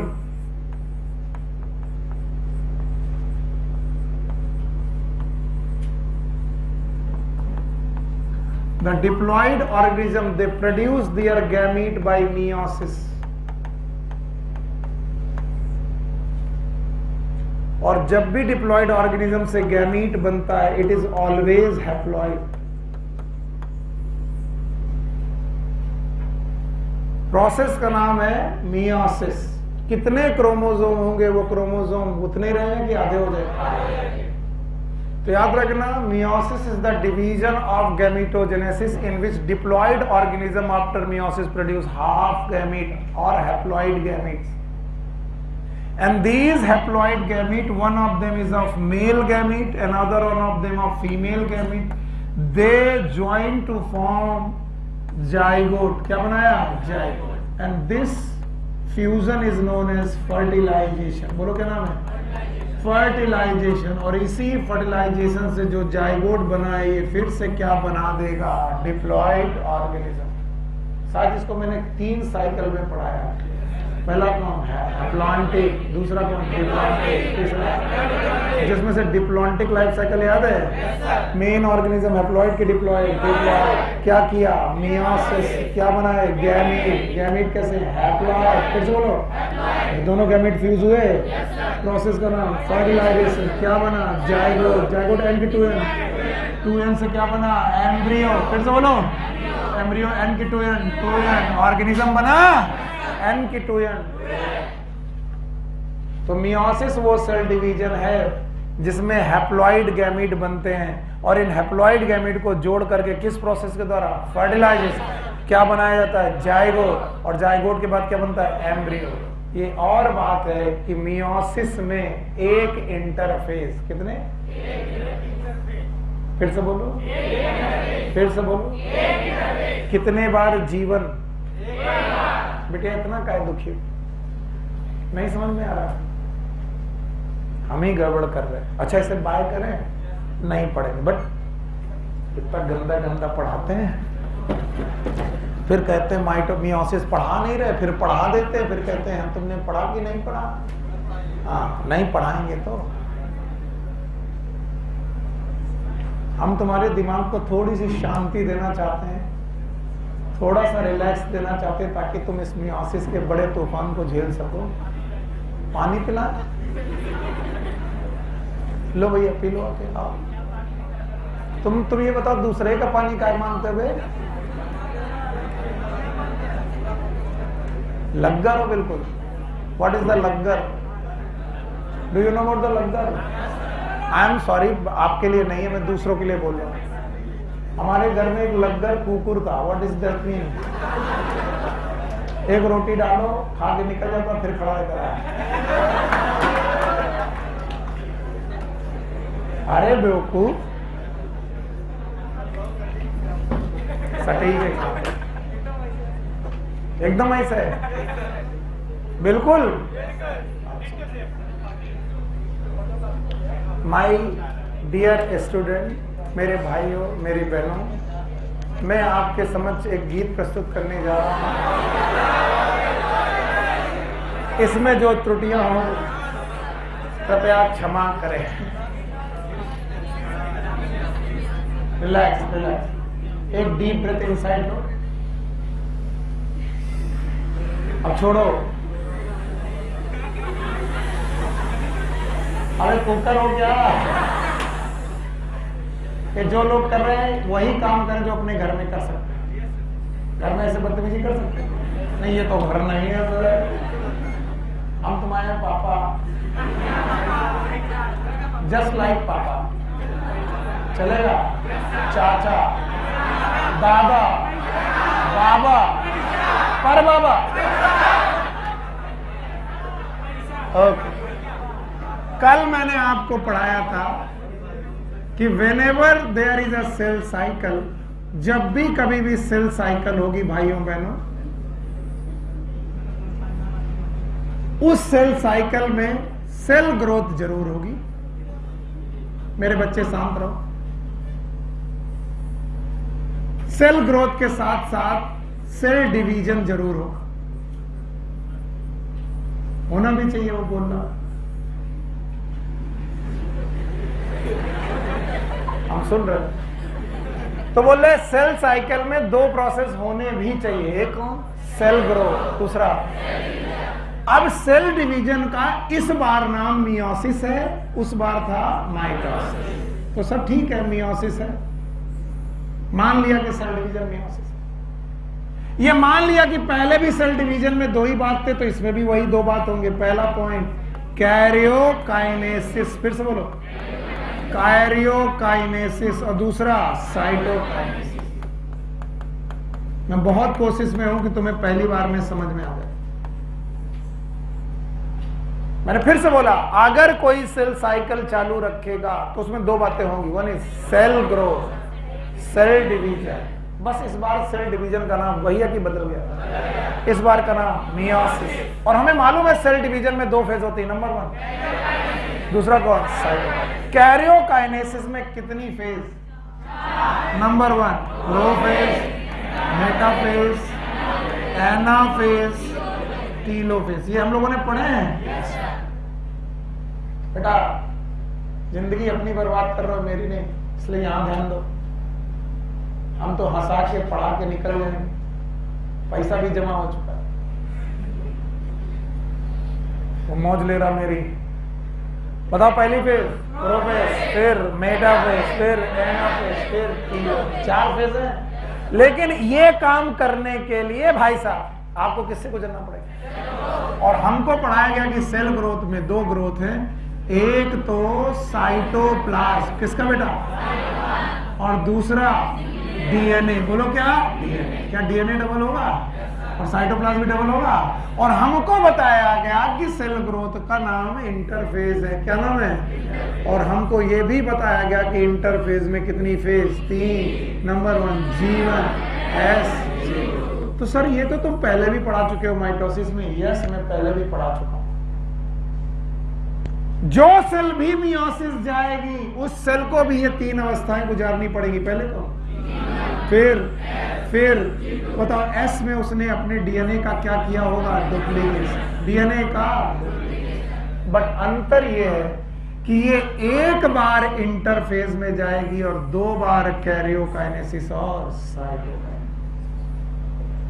मियोसिस में अंतर ये है कि याद रखना, मियोसिस में जो कैरियोकाइनेसिस और साइटोकाइनेसिस है वो एक बार है कि 2 बार, 2 बार। और इंटरफेज G1 S G2, तो डीएनए डुप्लीकेट कितनी बार होगा, 1 बार। और डिवाइड कितनी बार होगा, 2 बार। तो जैसे 1 बार से मैंने डुप्लीकेट किया तो एक अमाउंट से 10 से किया 20, किससे किया, और 20 को फिर किया 10 और 10 को फिर किया 5, तो ओरिजिनल से हाफ। अभी भी गणित नहीं आया, ये बायोलॉजी नहीं मैथ्स है। फिर हमको तो ना आएगी मैथ्स। तुमने बोला हमारे हाथ पांव फूल गए। बताओ सेल ग्रोथ कितनी बार, G1 S G2। अब सुनो, अगर G1 में इतना मैंने पढ़ाया है तो 2N 2C है, 2N, तो S में 2N 4C होगा, G2 में 2N 4C। मैं नहीं जानता कि क्या होगा कैरियोकाइनेसिस साइटोकाइनेसिस में, लेकिन पहले ही कैरियोकाइनेसिस में यूं होना चाहिए कि बताओ, पहले जो बढ़ा है उसे कम करना चाहिए, और फिर जो कम बढ़ा है वो कम हुआ तो फिर से क्या हो जाएगा, 2N 2C। पर ऐसा होता नहीं है, N2C होता है। क्या होता है, N2C। क्या होगा, N2C। और इसके बाद आपका हो जाता है NNC।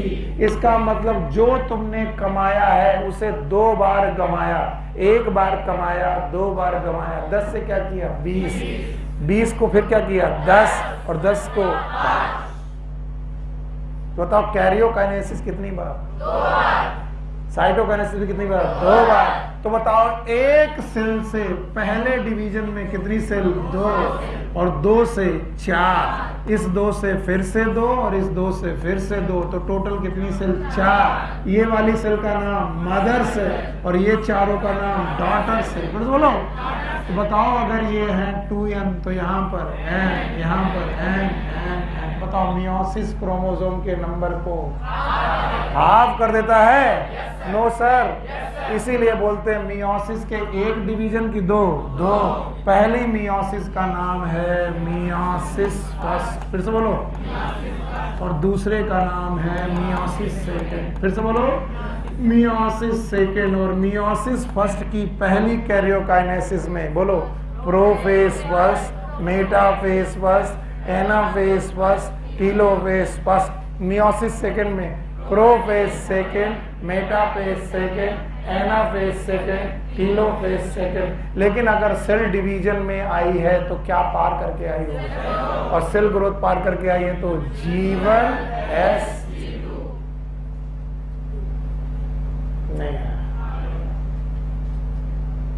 अब भी नहीं आया। तो मैं सीधे शुरू करता हूं, जो तुमको पढ़ना चाहते हो तुम हटाएं इसे, पक्का? हाँ अभी टाइम है, हटा दें? चलो बताओ, मियोसिस में कितने मियोसिस? पहला, दूसरा, तो बताओ कितनी बार सेल ग्रोथ और डिवीजन? और हमने पढ़ा था कि बिना ग्रोथ के डिवीजन नहीं हो, अगर होगा तो अमाउंट क्या हो जाएगा? हाफ। और इसमें यही हुआ है। तो बताओ, पहला मियोसिस इज मियोसिस फर्स्ट, दूसरा मियोसिस इज मियोसिस सेकंड, और मियोसिस फर्स्ट में पहला फेज है प्रोफेज फर्स्ट। तो meiosis first also known as reductional division,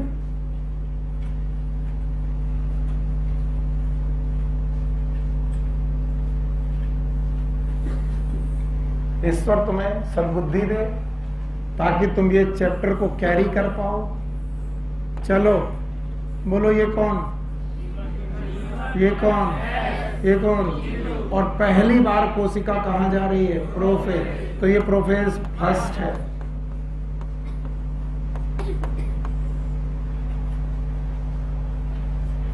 ये प्रोफेज फर्स्ट है। कौन सा प्रोफेज? First prophase. किसके बाद आएगा?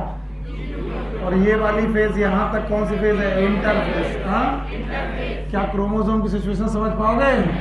मान लो ये पेयर्ड क्रोमोसोम है, तो क्या आप इनका अमाउंट बता पाओगे?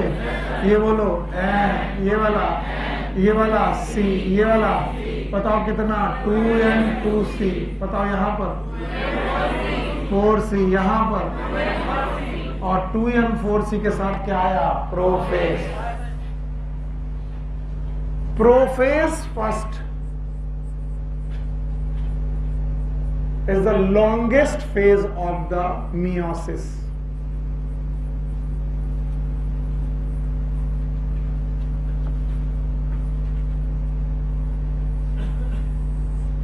मियोसिस की सबसे लंबी फेज है prophase first, and it itself divided into many phases, many sub phases.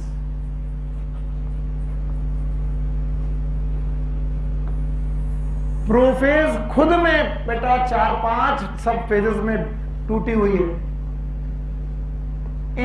इन सब फेजेस में से पहली फेज है लेप्टोटीन, दूसरी फेज है जाइगोटीन, तीसरी फेज है पैकीटीन और पैचिटीन, चौथी फेज है डिप्लोटीन,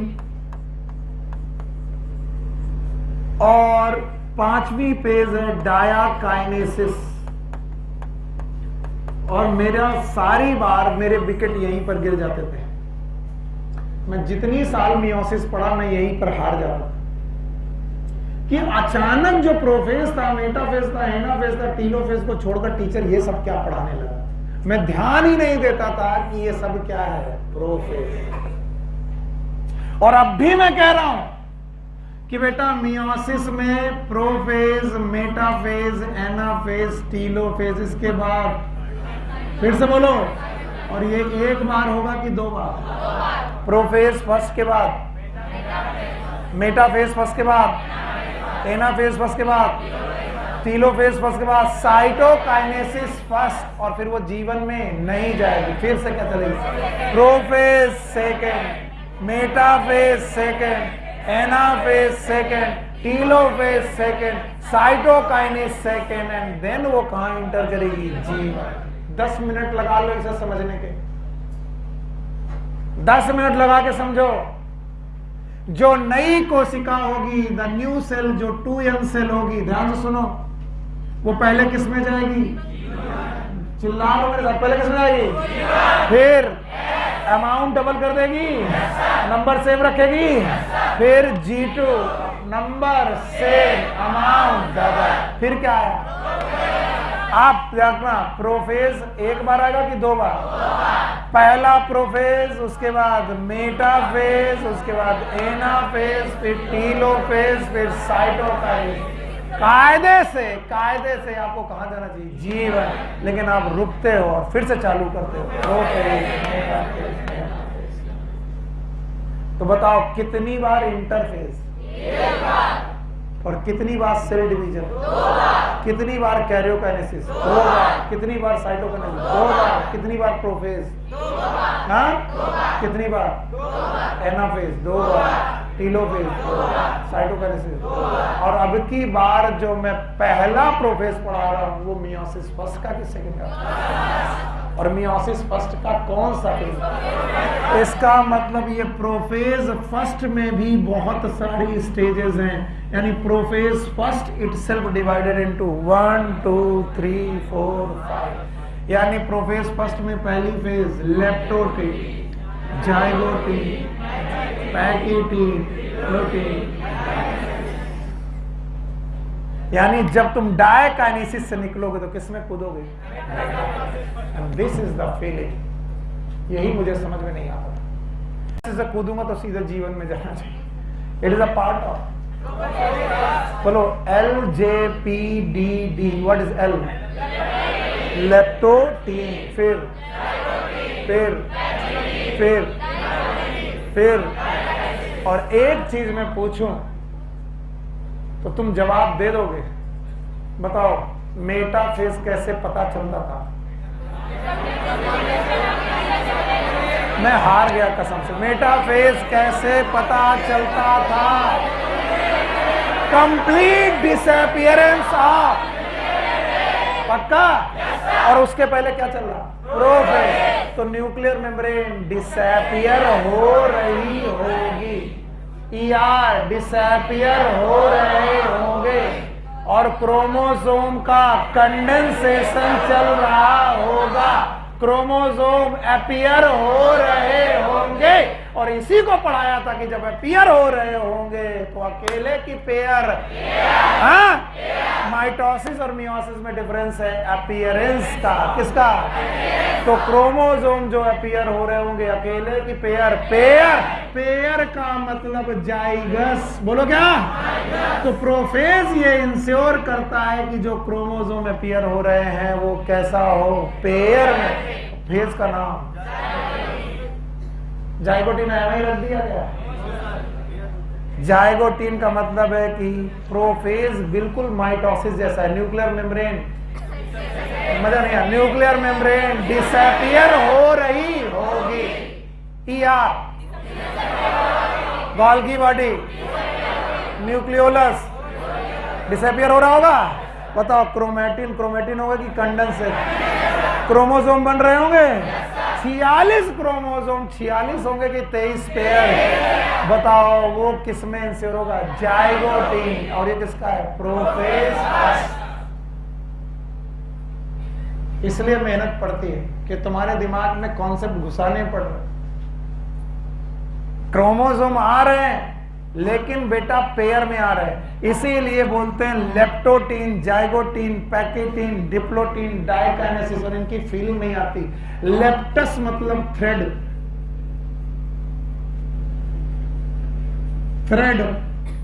जहां पर क्रोमोसोम थ्रेड की तरह अपीयर होने लगे, और बिल्कुल होने चाहिए क्रोमोसोम को थ्रेड की तरह अपीयर, क्योंकि ये क्रोमोसोम किस फेज से आ रहा है? फिर से बोलो। और G2 phase is the phase of interface. फिर से बोलो। और इंटरफेस से अगर आ रहे हो तो क्रोमोसोम ला रहे हो कि क्रोमेटिन? और क्रोमेटिन थ्रेड होता है। तो पहली बार जब क्रोमोसोम आया तो थ्रेड जैसा आया, that is known as leptotene. अभी मैं लेप्टोटीन तुम्हारे सामने बना रहा हूं। तुम कहोगे सर कि रट्टा मार के आया हो क्या? नहीं, कॉन्सेप्ट है। बताओ न्यूक्लियर मेम्ब्रेन डिसअपीयर हो रही है? बताओ क्रोमोसोम बिल्कुल अच्छे से अपीयर है कि थ्रेड लाइक अपीयर हो रहे हैं? और थ्रेड लाइक अपीयर हो रहे हैं तो न्यूक्लियर मेम्ब्रेन डिसअपीयर हो रही, थ्रेड लाइक अपीयर हो रहे। इसी प्रोसेस का नाम लेप्टोटीन। मैं रखने की जरूरत ही नहीं, मैं तो नाम से जाता हूं। तुम्हारा नाम लेप्टोटीन का है, कल्लू का है? नहीं। बोले कल्लू इसलिए नहीं कि हम काले नहीं। तो तुम्हारा नाम लेप्टोटीन का है कि हमारे यहाँ पर जो क्रोमोसोम है वो लेप्टस जैसे हैं, and that is known as. Mitosis के प्रोफेस को मियोसिस के प्रोफेस के साथ अगर तुम रिलेट नहीं कर पाए तो तुमसे बड़ा बेवकूफ कोई है ही नहीं। पहले वहां की सारी चीजें यहां रिलेट करो। वहां पर कंडेंसेशन ऑफ क्रोमोसोम हुआ था, यहां पर भी हो रहा है। न्यूक्लियर मेम्ब्रेन डिसअपियर हुई थी, यहां पर भी। ईआर डिसअपियर हुआ था, यहां पर भी हो रहा है। बस अपीयरेंस बदल रहा। क्या बदल रहा? अपीयरेंस। किसका? क्रोमोसोम का। पहले क्रोमोसोम कैसे अपीयर हुए? Thread like. यह है leptotene. Thread like appearance of chromosome, process का नाम लेप्टोटीन। और फिर क्या आया? जाइगोटीन। जाइगोटीन आते आते ध्यान सुनना, क्रोमोसोम अपीयर हो गए और न्यूक्लियर मेम्ब्रेन ऑलमोस्ट डिसअपियर हो गई। ऑलमोस्ट क्यों? क्योंकि पूरा डिसअपियर होना क्या? मेटाफेज। और जब डिसअपियर हो रही थी उसी समय क्रोमोसोम जो आए वो भैया पेयर में आए। किस में आए? और पेयर में आने की वजह से नाम है जाइगो। What is जाइगस? कभी जाइगोट का नाम सुना है? Why zygote is known as zygote? Pair के अनपेयर? पेयर। किसका किसका पेयर? मेल गैमीट और फीमेल गैमीट के पेयर से बनने वाला स्ट्रक्चर जाइगोट। और यहाँ 2 क्रोमोसोम पेयर हो रहे हैं। 2 नहीं मेरे बच्चों, इसीलिए मैंने टाइम वेस्ट किया था। मम्मा का पहला वाला पहले के साथ, पापा के दूसरा वाला, तीसरा वाला, चौथा वाला, ऐसे कितने पेयर? 23 पेयर क्रोमोसोम आ रहे हैं। मैं कितना दिखा रहा हूं? 1। ये 2 नहीं है? मर गए यार। मेरे पास जगह नहीं है बेटा, नहीं तो स्ट्रक्चर इतने बुरे हो जाएंगे मैं खुद संभाल नहीं पाऊंगा। 2 ही, कम से कम 2 तो दिखाएं। नहीं कहेंगे पागल ने एक ही पेयर दिखाया, तुम तो एक ही मानेंगे। कम से कम 2 पेयर दिखा दें, खुश हो जाओगे तुम। हाँ अब आ गया सर, बिल्कुल सही है।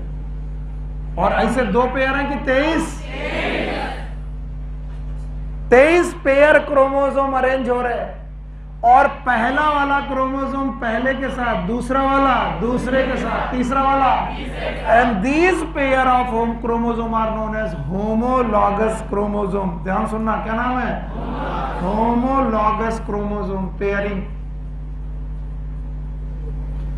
नींद आ रही?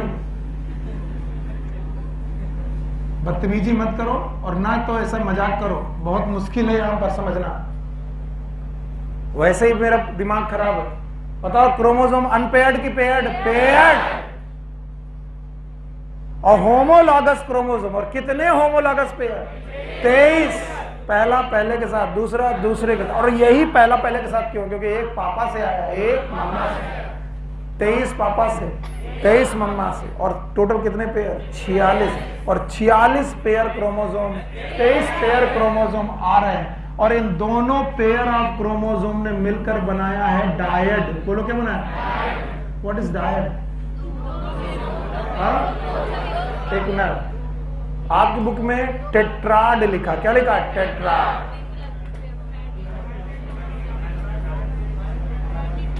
Sorry, it is not the dyad, it is known as bivalent. अब मुझे यहां पर किसी को बुलाना पड़ेगा, एंड दैट्स व्हाई।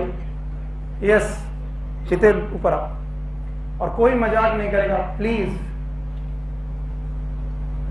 ओके, ये एक क्रोमोसोम है, ये एक क्रोमोसोम है, पहला और पहला क्रोमोसोम के साथ। इतना हंसी क्या है? दोनों क्रोमोसोम साथ रह रहे हैं तो दोनों साथ आए, इसका नाम। ऐसे कितने बाइवेलेंट मिलेंगे? हाँ पक्का? अब बताओ, ये एक क्रोमेटिड, ये एक क्रोमेटिड। जो क्रोमोसोम मैं हूं, मैं ओरिजिनल का ओरिजिनल हूं कि डबल हूं? हाँ, मेरे पास एक क्रोमेटिड है कि 2? हाँ, तो मेरे पास 2 क्रोमेटिड, इनके पास 2 क्रोमेटिड। और जब तुम मुझे क्रॉस सेक्शन से देखोगे, किससे? प्लीज झुको बेटा, बहुत कम मैं काम करता हूं। क्रॉस सेक्शन से देखोगे तो ये दोनों हाथ ऊपर उठाओ। दिस पेयरिंग के बाद this pair with this and this pair with this, कितनी दिखाई पड़ी? 1 2 3 4। बोलो इसका नाम? टेट्राड। 2 लोग बाइवेलेंट। और क्रॉस सेक्शन में कितनी दिखेंगी? 4। अगर क्रोमेटिड काउंट करोगे, बोलो क्रोमेटिड काउंट करोगे तो कितना, टेट्रा, और क्रोमोसोम काउंट करो बाई, और इस तरीके के क्रोमोसोम पेयर का नाम होमोलॉगस क्रोमोसोम। कितने होमोलॉगस? ह्यूमन में कितने? 23 पेयर। और सुनो, ये हमेशा साथ में रहें इसके लिए भी बेटा सुविधा दी गई है, और सुविधा यह है कि इनके पीछे कॉम्प्लेक्स बनाया गया है। इनके पीछे कॉम्प्लेक्स बनाया गया है जिसमें ये दोनों अटैच्ड हैं, and this complex is known as synaptonemal complex. फिर से बोलो, सिनेप्टोनीमल कॉम्प्लेक्स। यानी ये क्रोमोसोम हमेशा साथ रहेंगे just because they have some protein complex behind, and this is known as synaptonemal complex.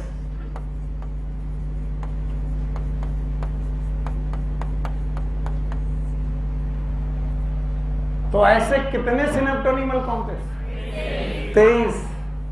हमारे सर थे, गुरुजी थे, तो उनको ऐसे सिखाते थे कि सुनील, मान लो एक गाढ़ा सीरा है चीनी का, बहुत गाढ़ा, गोंद जैसा, और इनमें 2 तुम तीलियां छोड़ दो इक्विडिस्टेंट पे।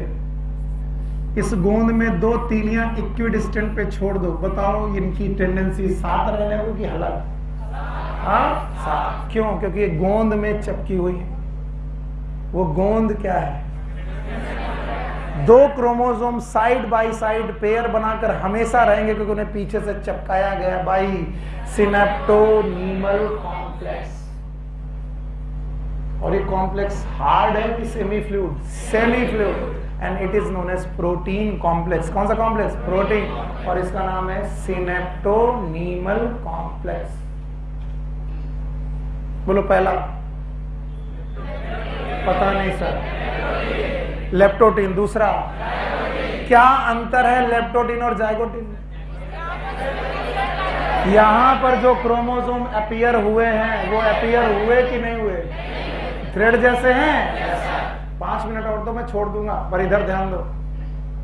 और इसके बाद यहां जो क्रोमोसोम अपीयर हुए हैं, ध्यान से सुनना, क्रोमोसोम अपीयर हुए अनपेयर्ड की पेयर्ड?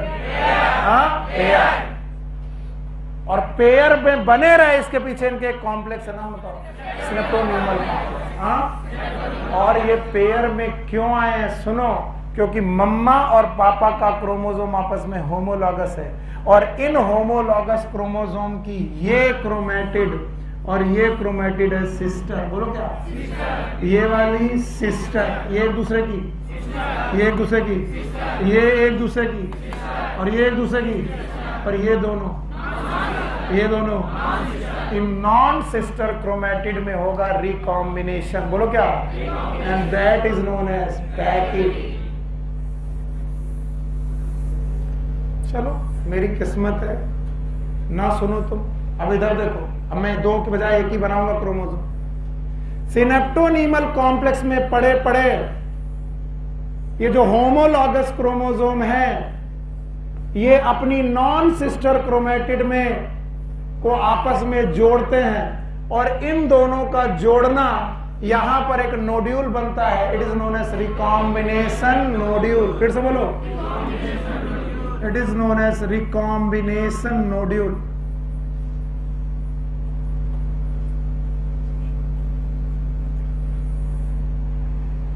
इस रिकॉम्बिनेशन नोड्यूल के बनने पर एक एंजाइम की जरूरत होती है, नाम है रिकॉम्बिनेस। फिर से बोलो। अब बताओ कितने रिकॉम्बिनेशन नोड्यूल बनेंगे? अरे, एक पेयर में मिनिमम 1, कभी कभी 2, तो मिनिमम कितने? समझ गए? XY है तो नहीं बनेगा, XX है तो बनेगा, अदरवाइज मिनिमम कितने? 23 पेयर। पहला वाला पहले के साथ, दूसरा वाला, तीसरा वाला, चौथा वाला। बताओ, सिस्टर क्रोमेटिड की नॉन सिस्टर? Non sister. और इसमें एक नॉन सिस्टर क्रोमेटिड दूसरे नॉन सिस्टर क्रोमेटिड के साथ क्रॉस ओवर कर जाएगी। क्या कर जाएगी? And that is known as crossing over.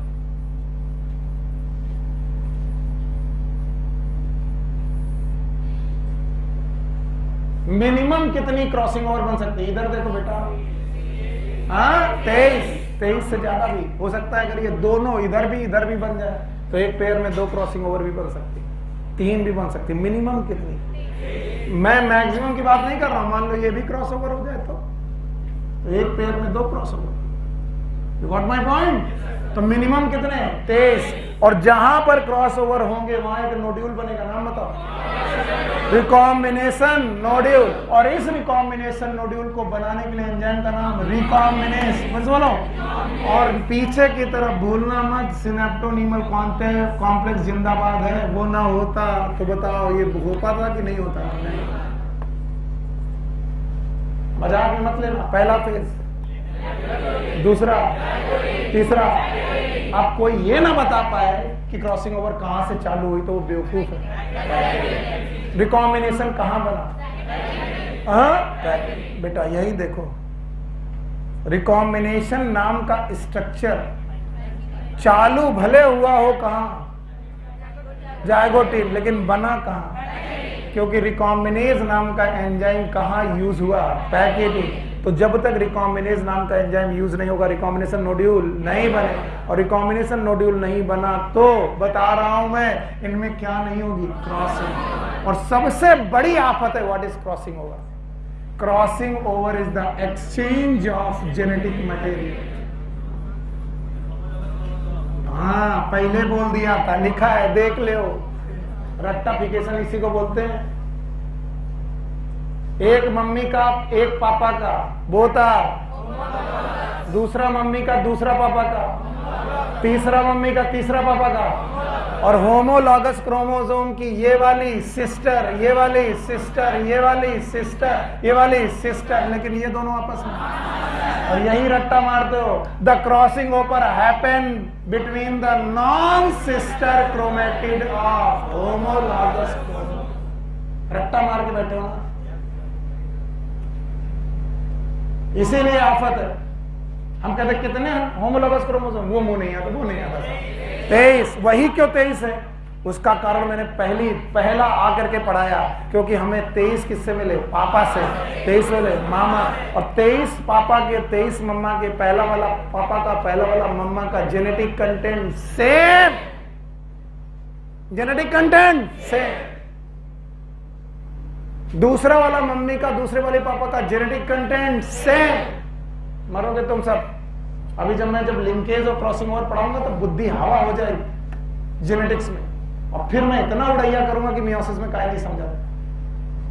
अभी समझ लो, it is the exchange of genetic material. बोलो क्या? किसके किसके बीच में? Non sister chromatid. फिर से बोलो, non sister chromatid of homologous chromosome. कौन से क्रोमोसोम? Homologous chromosome. मतलब पहला पहले के साथ, दूसरा दूसरे के साथ, तीसरा तीसरे के साथ, चौथा चौथे के साथ। अब सुनो, जब ये मटेरियल एक्सचेंज कर रहे होंगे, जेनेटिक्स पढ़ाई नहीं इसलिए दिक्कत है, जब ये मटेरियल आपस में एक्सचेंज कर रहे होंगे तो दोनों के जीन एक्सचेंज हो जाएंगे। मान लीजिए यहां कैपिटल ए जीन है, चलो दूसरे तरीके से बनाते हैं।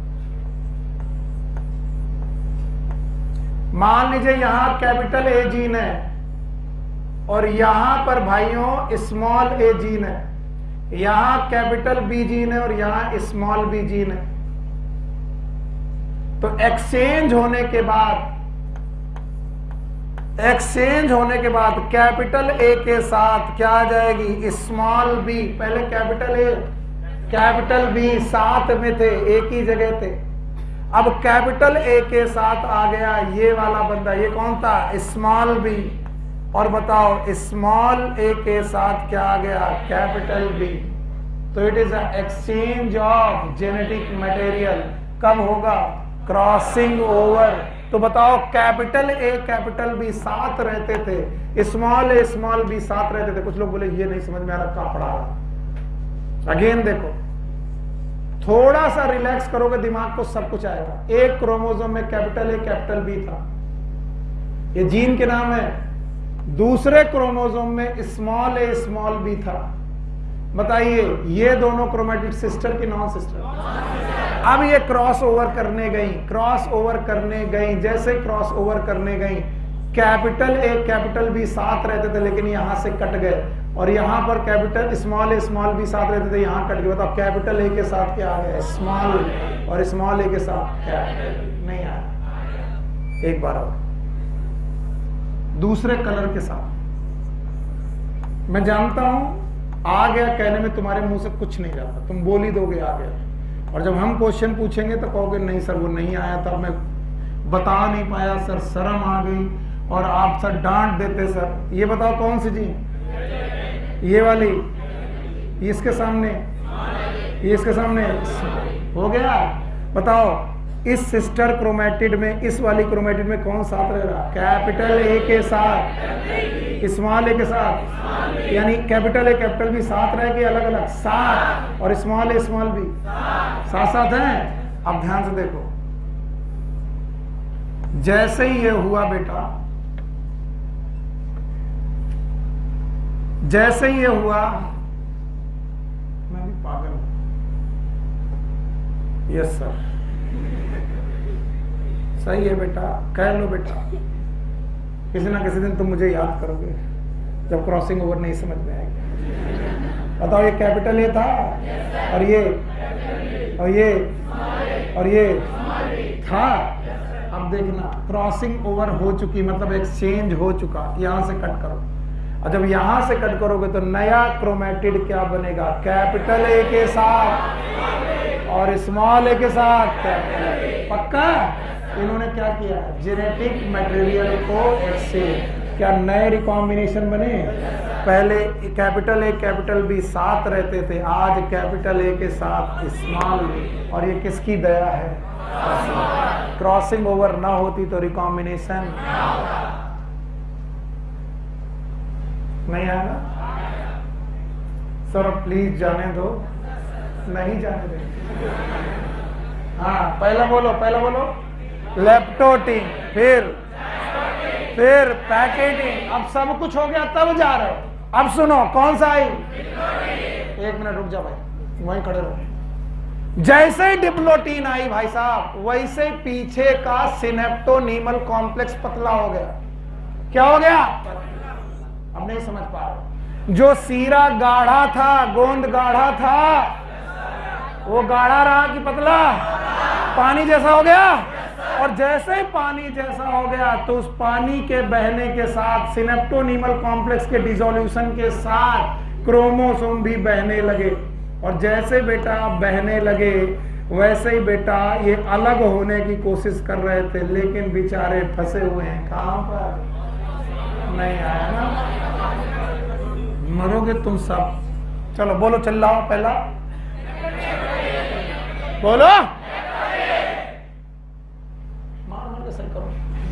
पहला, दूसरा, और हर नाम के पीछे एक वजह। लेप्टो मतलब धागा, जाएगो मतलब पेयर। पेयर में क्यों है? एवं ही सर, पेयर में उसे रखा गया है पीछे चपका के।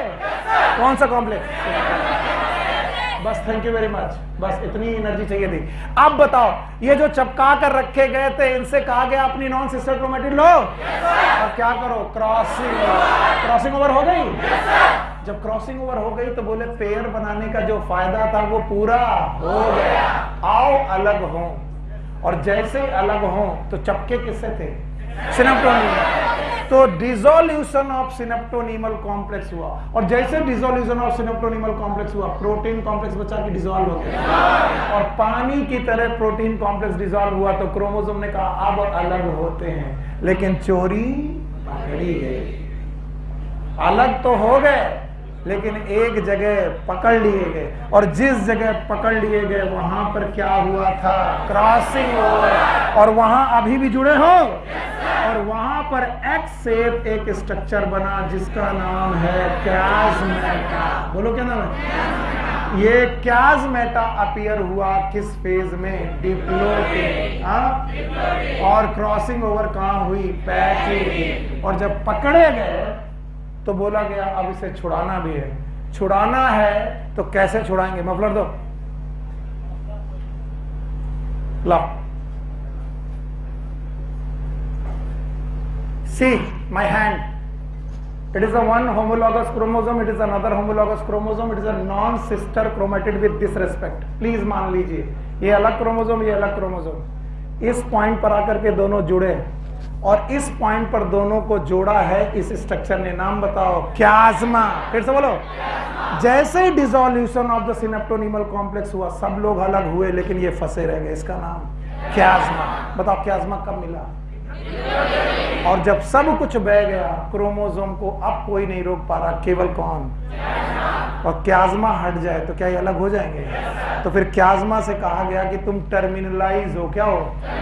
धीरे धीरे करते हुए आखिरी पोजीशन पर पहुंचो पहुंचो पहुंचो पहुंचो और निकल जाओ। तो जो क्याज्मा था यहां पर था, धीरे धीरे धीरे धीरे धीरे नहीं आया। This is known as terminalisation of chiasma and it happen in diakinesis. Dia मतलब काइनेसिस मतलब मूवमेंट, यानी दोनों क्रोमोसोम जब मूव किए तो कहां फंसे थे? हाँ, क्याज्मा में दोनों फंसे थे। बुक में जाके पढ़ना, क्याज्मा में दोनों फंसे थे। ये रहा वो chiasma. This is a chiasma. Chiasma centre में था। धीरे धीरे क्याज्मा धीरे धीरे धीरे धीरे धीरे धीरे इट इज टर्मिनल पोजीशन पे आया। टर्मिनल पोजीशन पे आते आते इट इज नोन एज डायाकाइनेसिस। और जैसे ही बेटा डायाकाइनेसिस आई, पेयर्ड क्रोमोसोम रहे लेकिन सिनेप्टोनीमल कॉम्प्लेक्स रहा कि नहीं रहा? हाँ? और नहीं रहा तो बताओ, इनमें बीच में क्याज्मा भी और प्रोफेज खत्म। प्रोफेज और इन्होंने कहा अब तो कोई जोड़ के भी नहीं रख रहा, मैं किस में आया हूं? मेटाफेज। और मेटाफेज की शुरुआत होती है स्प्रेडिंग। किसके थ्रू? आओ जो जुड़े थे स्प्रेड करें, लेकिन जैसे ही स्प्रेड करने लगे पकड़ लिया गया। मैं मेटाफेज नहीं पढ़ाता, लेकिन मुझे इतनी चीजें चाहिए। बोलो कितने? पहला देखो, बिना देखे जो बता देगा जाएगा घर, नहीं तो यहीं चिल्लाएगा। पहला, चिल्लाओ मत, धीमे से। जायगोटीन, पैकेटीन, ये प्रोफेज फर्स्ट है। कितनी स्टेज में? और कल को मैं पूछूं, मैंने कुछ नहीं लिखाया फिर भी मैं पूछूं what is leptotene? Prophase first की पहली फेज, जहां पर क्रोमोसोम अपीयर हुए। कैसे? Thread like. बस इतना ही लेप्टोटीन। इसके बाद जो अपीयर हुए वो पेयर में आए, क्योंकि पीछे कॉम्प्लेक्स बना, नाम है सिनेप्टोनीमल कॉम्प्लेक्स। दो लोग साथ में आए, दोनों का नाम होमोलॉगस क्रोमोसोम है, इनका नाम बाईवैलेंट। फिर से बोलो, एक में कितने क्रोमेटिड? दो। तो दो में चार। तो बताओ टेट्रा। तो दो क्रोमोसोम चार क्रोमेटिड, दो क्रोमोसोम साथ आए बाईवैलेंट, चार क्रोमेटिड साथ आया टेट्रा। आया? ये है जाइगोटीन। अब आई कौन? पैकेटीन। जो साथ आए थे उन्होंने क्या बनाया? Recombination nodule. 5 मिनट सुन लो, आखिरी के समय तुम्हारी कश्ती वहीं डूबती जहां पानी कम होता।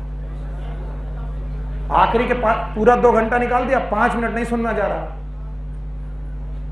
दोनों क्रोमोसोम साइड बाय साइड आ गए, अब चोरी कर रहे हैं।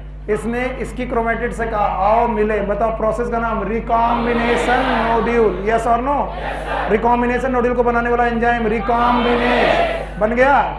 रिकॉम्बिनेज बनते ही बेटा इनमें क्या चालू हुई? Crossing over. ये कौन सी पेज है? पैकेटीन। हाँ? और जैसे ही क्रॉसिंग ओवर पूरी हो गई, मतलब जेनेटिक मटेरियल एक्सचेंज हो गया, पीछे का डिसॉल्व हुआ कौन? सिनेप्टोनीमल कॉम्प्लेक्स। लोग बहने लगे, बहते बहते बेटा फंस गए, क्योंकि क्याज्मा खत्म। तो क्याज्मा अपीयर हुआ डिप्लोटीन। अब इसको भी हटाना है, धीरे धीरे धीरे धीरे धीरे टर्मिनलाइजेशन। It is diakinesis. मैं पूछूंगा क्याज्मा बना कहां था? पैकेटीन। नो, पैकेटीन रिकॉम्बिनेशन में। दिखाई कहां दिया? डिप्लोटीन। अलग कहां हुआ? डायकाइनेसिस। क्रॉसिंग ओवर कहां हुई? पैकेटीन। सिनेप्टोनीमल कॉम्प्लेक्स कहां बना? जाइगोटीन। नहीं आया। और मैंने तुमसे पहली बार बोला था, इतना याद करके जाना, फिर कल आना तब बताना। जब भी क्रोमोसोम अपीयर हुए, अनपेयर्ड की पेयर, जरा माइटोसिस में जाओ, यहां पर तो मेटाफेज में भी पेयर, तो मेटाफेजिक प्लेट में भी पेयर। आगे की कहानी to be continue. Take care, good luck, bye bye. हाँ रुको रुको, कोई सूचना है? आंसर सीट, हाँ भाई जितने लोग आंसर सीट मांग रहे थे, नहीं बोल क्या दे, इसको लगवाओ, हम बोलेंगे थोड़ी ना, या फिर बंटवाओ। किसमें? शाम को इसमें लग जाएगी और बाहर अभी चिपका दो। ये जो हम लोगों ने पेपर दिया था ना 90 क्वेश्चन का शनिवार वाले दिन, उसकी रिजल्ट कब आएगा? कल रिजल्ट आ जाएगा।